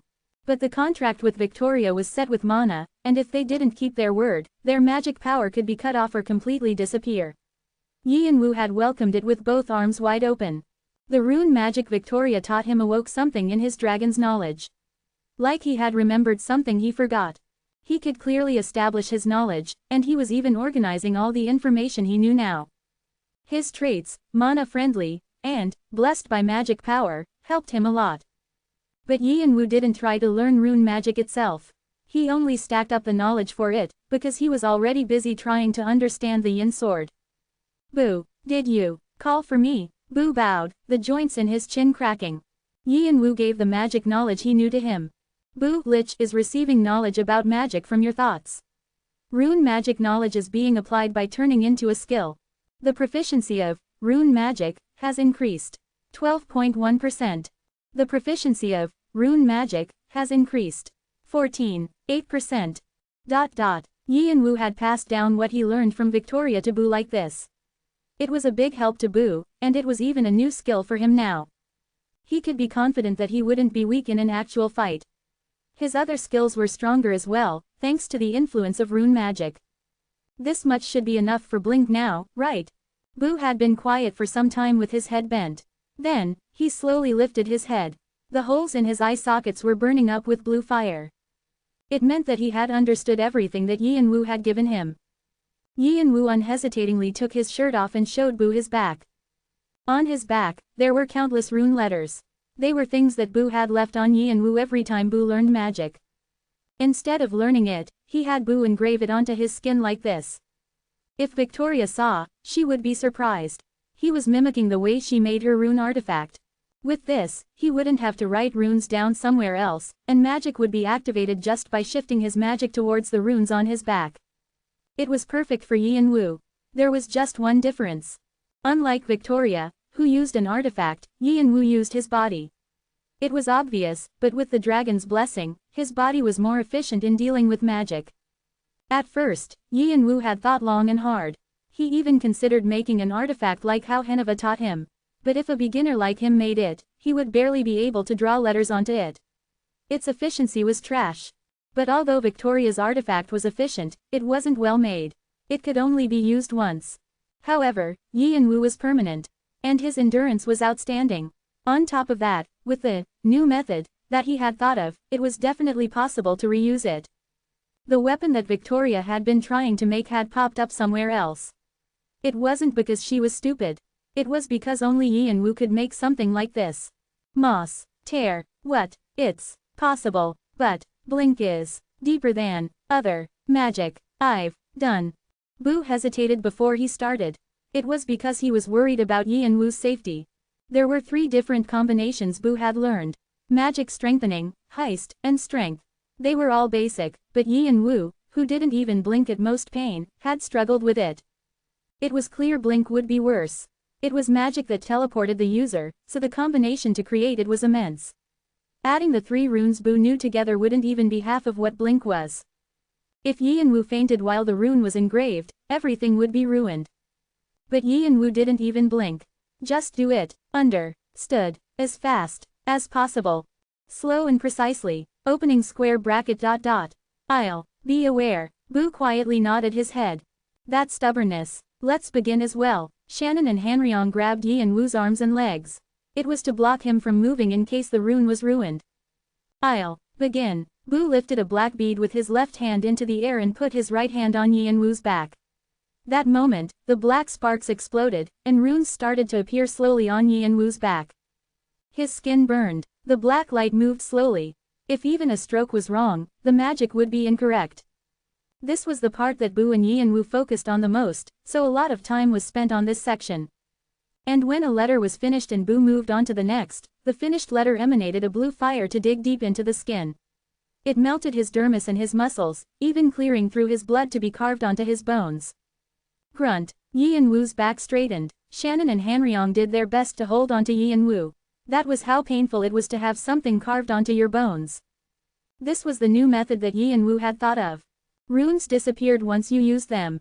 What was a way to continue using it? A draconic species' bones were one of the most indestructible materials. It was so strong that it could endure everything, and he had magic circuit around it, which provided ample magic power. If he continued to spin magic power around it and could prevent the rune from disappearing, he could permanently use it. So he tested it with heist, and after some attempts, it worked. He had to experience the feeling of his body being ripped apart, but Yi and Wu clenched his teeth and endured it. When he shook his body, the monster portents left the shadows and held Yi and Wu in place. The power struggle continued like that. And after some time, it's finished. You've endured well. Boo slowly lifted his hands. Shannon and Hanryong released their grip as well. Yi and Wu was drenched in sweat. He looked like he would faint any moment. But his 2 eyes were shining. He was euphoric about the fact that the runes were in his body. when everything was the melted skin on his back healed, and only the black letters were left. From far away, they looked like burned scars. He finished it, but now he felt tired. He needed to regain his strength. Magic equipment. With a short command, Yin Wu's body flashed in a blue light and his magic circuit opened, wings of fire spreading out. Yin Wu decreased his magic circulation as much as he could and moved with only his body. With his tighter muscles and speedier dexterity, he almost couldn't control himself. On top of that, when Shunpo was added, he wasn't able to be caught even with sixth sense anymore. Yin Wu pulled out Vigrid from Intrenina while he was at it. Vigrid was purified by up to 90% with Erd's holy power, and was as long as most swords now. Blue letters shined on the blade. Then, he released his magic circuit. With his strengthened magic power, he swung Vigrid with red aura.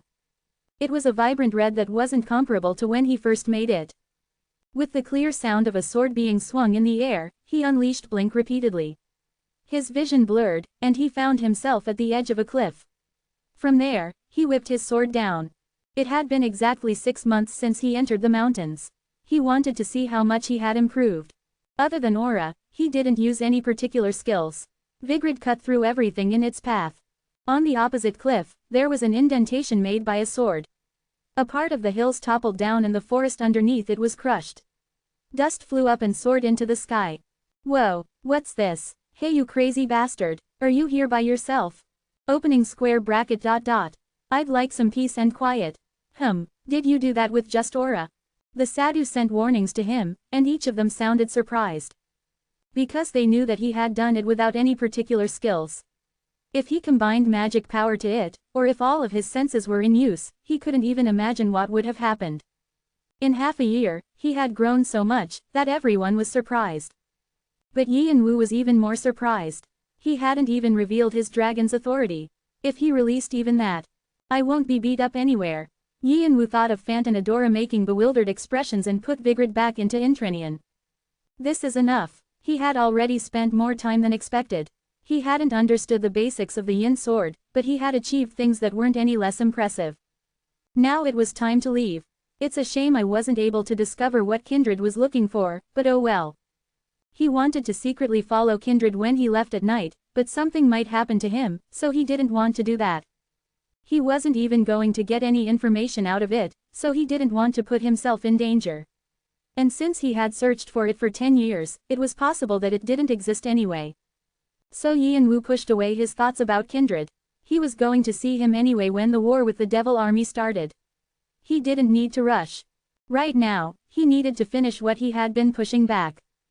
And they said the legendary beast is about to hatch. So when Yin Wu turned around, "You're leaving?" Like he read his mind, Khan spoke to him. Yin Wu wordlessly nodded. Opening square bracket ...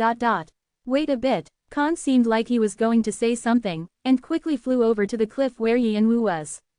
He only touched the ground a few times, but he easily came up the cliff. Yin Wu saw that Khan had also improved greatly as well. But Khan seemed a bit strange. Like he wanted to say something but he couldn't. Yin Wu thought it might be something to do with Doyle. Even though Khan and Yin Wu had been so close to each other, they hadn't been able to meet each other that much. It did have a bit to do with Yin Wu's personality, but he also felt like Khan was avoiding him. Yin Wu assumed it had something to do with Doyle. Khan had said that it was because their opinions collided, but from what Yin Wu had seen, their relationship couldn't have been broken off by something that easy. So he hadn't interfered in it, pretending he didn't notice.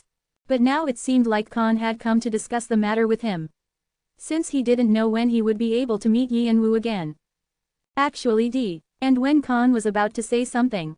Everyone, quiet, something big happened. A loud open-speaking voice covered the fifth mountain. The voice couldn't control his shock. Victoria took a deep break and delivered the shocking news. Kindred just died. Chapter 157. The Monkey King's Palace 1. What kind of crap is that? Yin Wu and Khan's head whipped to where Victoria was. They weren't the only ones.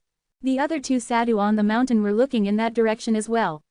The two that Yin Wu hadn't been able to meet even by coincidence were greatly shocked. The trees violently shook on the mountaintop from everyone's shocked thoughts. I'll tell you the specifics here. Come to Kindred's house, even if you don't want to come. Just. Victoria's voice ended there. Khan shut his mouth. He had barely mustered the courage to tell Yin Wu, but he missed the timing. Yi and Wu didn't have the mind to listen to Khan either. He was extremely confused right now. Dead, the bishop of the devil army. Why? Sigh. Victoria sighed, leaning on the chair. She was also greatly shocked right now. Kindred. Rumors about him had declined because he had spent 10 years on the 20th floor, but people who knew him trembled in fear. He laughed with a mischievous face, killing people, and hummed while spilling blood. All those who met him would tremble in fear. And Victoria knew Kindred's hidden identity. A bishop of the devil army. He was the second bishop, and extremely strong. When Victoria first arrived here, she was trapped in fear because of Kindred. She didn't want to get on his bad side. But as the time she spent on the mountain went on, her thoughts about Kindred changed. Kindred was respectful, he was a bit fierce, but he never forced anything on others, and didn't speak about religion. Rather, there were times when Victoria received help from him. When she needed something, he helped her, and he was a good listener. As long as she kept some distance from him, he was a good person to lean on. And although Victoria still felt some fear, she thought she could think of him as a close acquaintance. And Kindred probably felt the same. So that's why he asked her to do that before he suddenly died. You have magic that can track me, right? I didn't do th.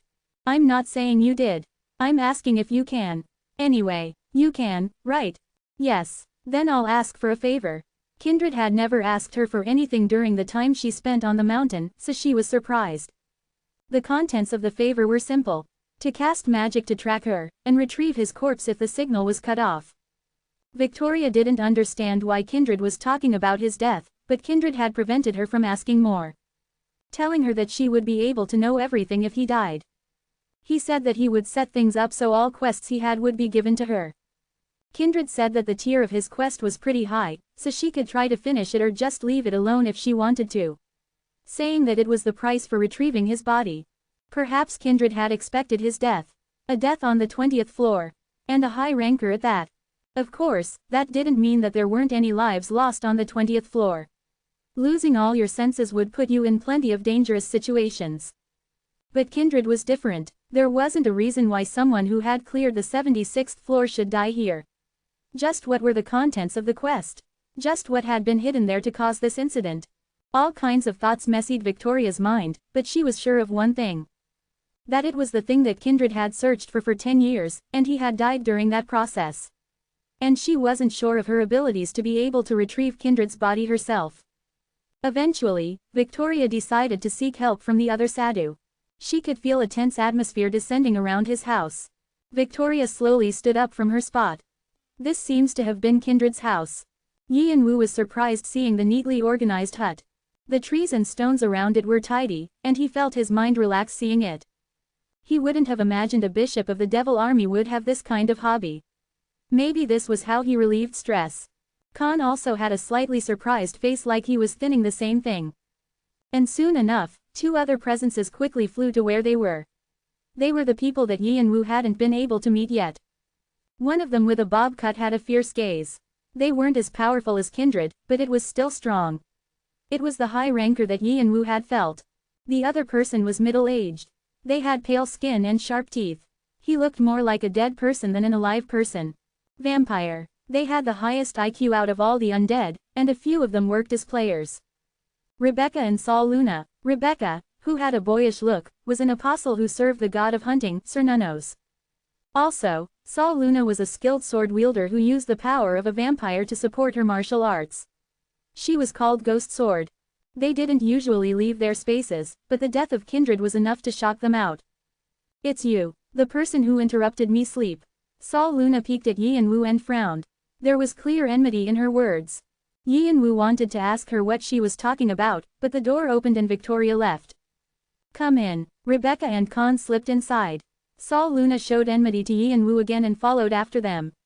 Yi and Wu entered last. It wasn't too different from how it looked on the outside. It was filled with plants and trees he was growing. There wasn't anything that showed he was from the devil army. Sit somewhere appropriate. I feel like it'll get long. Yi and Wu and the sadhu hesitated and sat down one by one. Yi and Wu and Khan sat down together and watched Victoria. While everyone was focused on Victoria, Rebecca opened her mouth first. The ghost sword and Khan didn't say anything. Yi and Wu just quietly watched. I heard Kindred died. What happened? Someone was strong enough to kill him. I don't know. Rebecca's frown deepened. Are you joking? It's not a joke. The most surprised person is me. Victoria began to explain what happened last night with Kindred. And Rebecca's face hardened. Then what you're saying is that Kindred anticipated his death and you're considering whether or not you should honor his last words. Right, and this is the quest one received when Kindred died. I'll share it, so look at it. Victoria lightly waved her hand and a message popped up in front of the four. Victoria wants to share a hidden quest. It is a quest that you can deny after confirming it. Would you like to confirm it? Yi and Wu was lost in thought. A quest left by Kindred's death. Something felt off. But there wasn't a reason why he should confirm it, so he accepted the quest. And a new message opened. The hidden quest Monkey King's Palace is being revealed. Hidden quest Monkey King's Palace. Summary. The 20th floor stage, the Penance Mountains, have long been called 5 Mountains of Penances. A legend who existed in the past of the mountain, Monkey King, raised trouble because he was angry at the heavens. After that, he was sealed in the mountain. After this, even though he was sealed, his anger was left over and it became a famous place for penances. However, the climbers of the mountains had long forgotten about the fact that he had unsealed himself. Let's find traces that Monkey King left behind. Then you might be able to inherit his inheritance. Rewards. 1. Characteristic. Monkey King's successor. 2. Clues about the magic stick. 3.72 arts plus. Is this, perhaps? Rebecca's eyes widened like she couldn't believe it. And the other players seemed to feel the same. Wow, this is crazy. Things like this existed. Shannon and Hanryong both looked surprised after seeing what was happening through the black bracelet. Monkey King. It has something to do with Sun Ogong. Chapter 158. The Monkey King's Palace 2. The power of a god or demon came from places no one expected. There were often times when the worth of these existences depended on their legends. From that perspective, Monkey King was irregular compared to other godly beings. He was known as Sun Ogong to most people, including Yi and Wu. After he was born as a monkey, he gained knowledge and understanding, and became a god. Then, because he didn't like what the heavens were doing, he was sealed and had to fight with demons. And in the end, he became a true god. Because no one had accomplished anything like this, he was well known in the entire tower. I did hear that Monkey King on the 20th floor had something to do with him, but, was that true? And there's a hidden quest at stake as well. This is crazy. Yi and Wu heard what Shannon said and asked. Be more specific. About what? The rumors that he has something to do with Monkey King on the 20th floor. Ah, that, it's nothing, really. Since the 20th floor is also called the Marble Mountains Tien, mountains that appear in the legend of Sun Ogong. There were rumors that if Monkey King was sealed here, he would be related to the Marble Mountains that are here. It's exactly as it says in the quest. So I remember that a lot of people went for it. And no one found anything. But it's real. Shannon laughed futilely and spoke in a serious voce. And the tower's system wouldn't lie. And since there's the magic stick and the 72 arts, it seems about right. This is crazy. If this spreads, the tower will be flipped upside down. There wasn't anything about this in the diary. Maybe because he had written it off as rumors. The magic stick was a legendary item that was said to be stolen from Dragon Kings. The 72 arts was the skill that made Monkey King into what he said. Arts. They were different from Mugong and magic. And there was almost nothing that was known about it in the tower. All that was known about it was that it was a power of virtuous people. Virtuous people were similar to Taoists back on Earth. Supernatural beings who surpassed their human bodies to have the power of a god. But there was a question about whether they really existed. Theory-wise, it was impossible. Because there was a difference between gods and humans. Perhaps superior species were similar to them. However, none of us have actually seen them. If they existed, wouldn't they be among the high rankers? The existence of virtuous people was a mystery, but the arts themselves were real. Since the two signature skills that Alpharaon uses, Shukuchi and Thousand Eyes, are said to be related to the arts. And now this was saying there were 72 kinds of those arts. What Monkey King had used, at that, they would all be powerful. Like what Shannon had said, they were definitely things that people would be greedy for. From some time, the Sadhu had been silent. Everyone was focused on the hidden quest message that Victoria had shared. Khan's eyes were especially sparkling with something. It was definitely something that he would be tempted by, since he always prioritized becoming stronger. In the midst of all that, Yi and Wu was able to realize something instinctively. This is a trap made by the Devil Army. Yi and Wu was lost in thought. A bishop of the Devil Army, dead, just because of this quest. It doesn't make sense. From what Yi and Wu knew, each and every one of the bishops were scheming. They knew how to hide themselves for 10 years for what they wanted, and they also had an obsession for snatching and gobbling their prey. And more than anything, they were violent. Kindred was the same. No, just by his greed, it was clear he was worse than most bishops. Also, the fact that he was the second bishop amongst the hierarchy of the ones who believed in the demons, that meant his way of thinking was that much out of the ordinary. Then what is it that he's aiming for? Did he think it was too hard for him to finish the quest on his own? But that wouldn't make sense. Kindred was powerful enough to fight the 5 of them here alone. And he probably wasn't trying to combine their strengths to use it. Then what did he want? He drew a blank, so he became even more suspicious of the trap that Kindred and the Devil Army were setting up. And the other sadhu were thinking the same thing. They didn't know that he was a bishop in the Devil Army, but they knew that there was a thing or two off about him. Rebecca asked for all of them again. Very directly. Isn't he actually alive? Would he try to put us in a trap or use? Victoria crossed her arms and cut Rebecca off. No, I know for sure he's dead. And if you're doubtful of my magic, I feel bad. What magic did you use? Calling wind. It not only tells where the person is, but also if they're alive or not. It's a rune magic used to track people. Even if a good dispel is used, it can't ever be released. Calling wind was a rune magic that Rebecca was familiar with as well. Since trackers often used it. It didn't have any side effects, but like Victoria said, it was impossible to get rid of. If the user, Victoria, felt that way, that was the truth. Then you could be lying with Kindred too. If you want, I'll do a pledge of mana with you. How's that? Opening square bracket .. exclamation mark closing square bracket. Victoria recited the pledge of mana. It was a pledge that would decrease your magic power if you lied. But nothing happened to Victoria after she said the entire pledge.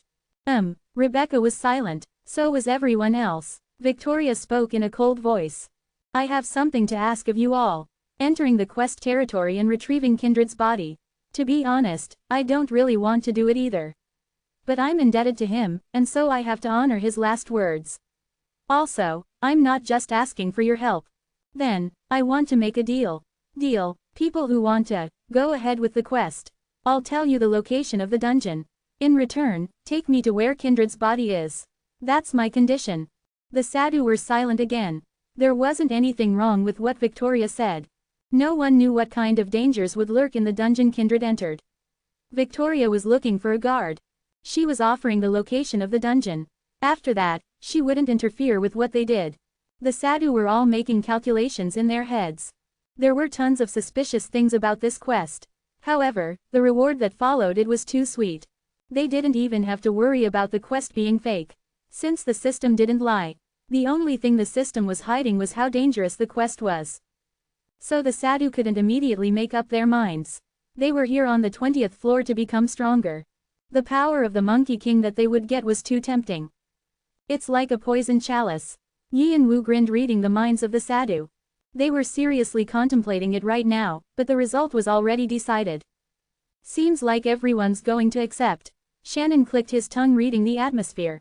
Probably, since players are all the same. Wouldn't you do it if you were in their shoes? Ha, why ask the obvious? Of course, Shannon laughed like this was all amusing. And Hanryong seemed to be thinking the same thing. Of course, humph, then what are you going to do? Of course I'll do it. Look at you, you spoke like you weren't going to do it. But the reason is different. I just want to check what kind of trap the Devil Army is setting up. They'll have a reason for why they're doing it. Ah, yes, a likely story. You're just the same as us. Since I'm a player as well. He, right. Yi and Wu thought of whether he should fall back. He didn't really have to jump into danger. But as he thought more about, his mind changed. The thing Devil Army was trying to earn by creating this trap. How nice would it feel when he snatched it out from under them? And after the war between Red Dragon and Cheongwado, the remaining clans in the 8 were busy. But the Devil Army hadn't shown any particular movement. But if this had something to do with it, he needed to check it with his 2 eyes. He would have to risk it. I'll get as much as it's dangerous. No, everything aside, he didn't want the devil army to get what they wanted. Since he had to fight them someday, it would be nice if he could get a grasp of them during this opportunity. And also, Khan seems weird, from when he had been trying to say something about Doyle, to now. Khan looked like he was being chased after something after being greatly shocked. He wanted to know why he was doing that. When Yian-Wu made up his mind, the other sadhu seemed to have reached a conclusion as well. Alright, I'll do it. Me too, Rebecca and Khan agreed. Yian-Wu nodded his head. Victoria turned her head to Sol Luna's direction. And you, Hugh, leave me out. I didn't become a vampire for nothing. I don't want to die. Sol Luna raised both her arms in surrender and stood up. Victoria nodded her head like she didn't plan on convincing her. Instead, Rebecca started to show murderous intent. Vines grew from the ground and tightened around Sol Luna's neck. If you babble around this somewhere, do you think I'm crazy enough to do something to make the Apostle of Cernanos mad?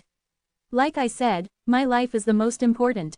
Victoria was a war mage, and Rebecca was famous for being cruel like the god she served. Sol Luna didn't want to get on their bad side. Rebecca frowned, like she wasn't satisfied, and eventually released the vines. Victoria looked around and spoke. Alright, then let's start moving tomorrow at this time. Get what you need before that. And they all left. The next day, the four gathered. Yian-Wu, Victoria, Rebecca, and Khan.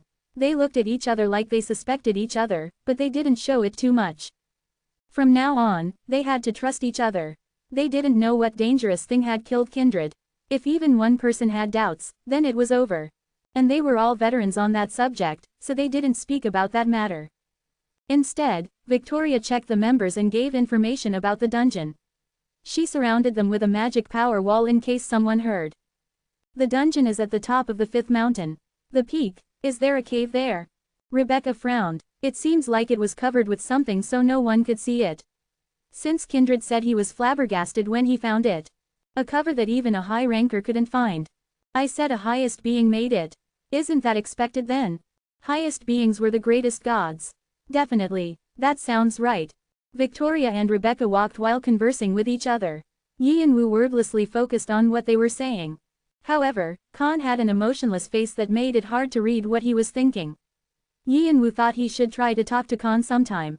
It's here. The place Victoria stopped was an area a bit off from the peak. It was covered with grass under a small hill, so it was hard to find. And there was an unfamiliar energy flowing around from the hill. Like something was being blocked by a clear wall. It was definitely a strong power. The word, heavy, described it well. Yian-Wu thought of Erd that he met on the 16th floor. It was slightly similar to back then. Did something like this exist? He thought there wouldn't be anything he wasn't able to feel after getting extrasensory perception. But it seemed like that was arrogance. A covering that a god had made was definitely different. Coverings were a type of magic that could be used in many ways. He felt like he might be able to replicate it with his rune magic after learning it. Victoria lightly waved her hand to dissipate the covering. Since Kindred had already removed it several times, it easily disappeared. The energy that was deep inside the covering blew away in the wind. The four straightened their backs from the creepy feeling. If this covering was one of a higher being, then this was definitely the vestige of the Monkey King. This is all I know. All right, from her, I'll lead.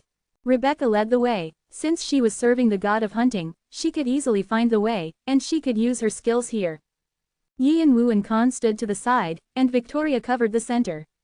Their defense was weak, but protecting their magician faithfully was the basics of a dealer. Then let's go. With Rebecca's orders, the four of them entered down the hill and slowly moved. And they soon saw the small entrance of a cave. It looks like an ordinary cave from the outside. Rebecca narrowed her eyes at the cave. She pushed her consciousness and senses against it, but she didn't feel anything. No, her consciousness approached the entrance and suddenly scattered away at the entrance. Like it absorbed something. Emptiness. Even Yian-Wu's extrasensory perception couldn't search the cave. Thinking that there was nothing they could do other than enter it, Rebecca slowly moved into the cave. You have entered the dungeon, Monkey King's palace. It is being registered as a party of 4. The players all breathed in deeply. It was only a step, but the air around them had completely changed. If the energy outside was threatening, now it felt like they would be sucked up. They felt like something was denying them. There was something that gripped around one's heart in here. It was an energy that caused fear and anxiety. Since they felt everything through their consciousness because their senses were closed, they were surprised. Injustice, rage, fear, they're all emotions that you feel when you've been locked up for a long time. Was this all remnants of the Monkey King? Yi and Wu swallowed. Every time the negative energy swirled around him, the black bracelet trembled. It's a crazy place. Let's keep on moving. They had slowly moved down the cave with Rebecca leading them. Chapter 159. The Monkey King's Palace 3. The vestige of the Monkey King is wary of the intruders. It attempts a curse on the party. Curse. Fear, has been attempted. It has failed. Curse. Confusion, has been attempted. It has failed. Curse. Addition, has been attempted. Messages that popped up the moment they entered the dungeon. They all had dreary faces trying to endure the vestige of the powerful Monkey King. There wasn't a limit on the attempts of curses, and if this kept up, they would be in real trouble. Victoria waved her hand in the air. Then, a light appeared and slowly pushed away the dark energy crowding around them. Since the Monkey King has been sealed for over hundreds of years, his vestige is strong. Everyone focus. His strong existence had a mind of its own, and continued to contaminate its surroundings with its vestige. His vestige could only be strong, since he was once a being that battled with the heavens. And misfortune gave rise to larger misfortune. The Monkey King's vestige considered Yi and Wu's party prey, and tried to pollute them with its color. As much as the pathways to their consciousness were open, the vestige was trying to enter them. If you didn't have the ability to use a skill like open speaking, you would have died already. Victoria managed to block the vestige's entrance using her magic. But from what Yi and Wu saw, it was only a temporary solution. And that wasn't the only problem. Is this the right way? I think so. For now. Rebecca asked Victoria this several times and confirmed again and again. Their movements were restricted because something might suddenly pop up. Just like how they weren't able to search anything from the outside, it was the same inside. No matter how much they tossed their consciousness over, the vestige of the Monkey King blocked it. Eventually they were in the same state as when they first entered the fifth mountain, with all their senses blocked off. Thankfully, they knew the environment they were in, but this didn't really help at all. Then, a hostage sound came from inside. It might have been simply wind, but it was clear, like the vestige was crying. Even if their hearing was closed, they felt as if they could really hear it. Rebecca clenched her teeth. The same thoughts repeated in her head. Could they really enter like that? They still had a while to arrive where the last signal Kindred had sent was coming from. Even the entrance was this hard, just how hard would it be inside? At first, she had been suspicious, but now she thought that it was weird for Kindred to have died. This place might be their graves as well. Her god, Saran, had told her to judge between situations where she should step up or step back. Rebecca's judgment told her to step back. But her feet didn't move towards the entrance. The inheritance of the Monkey King. The treasures that made a simple monkey into something great was inside there somewhere. The magic stick and the 72 arts kept on popping up in her mind. Fine, let's just try it. What could happen? Kindred was alone, but I'm different. If something happens I can leave them, or use this escaping scroll. And the skill that Saran had given her was outstanding. God wit. With this, she could leave anytime she was in danger. No, she convinced herself she could pull herself out. And it wasn't just her who thought this, but also the others. They all looked like moths flying in the light, knowing they were in danger.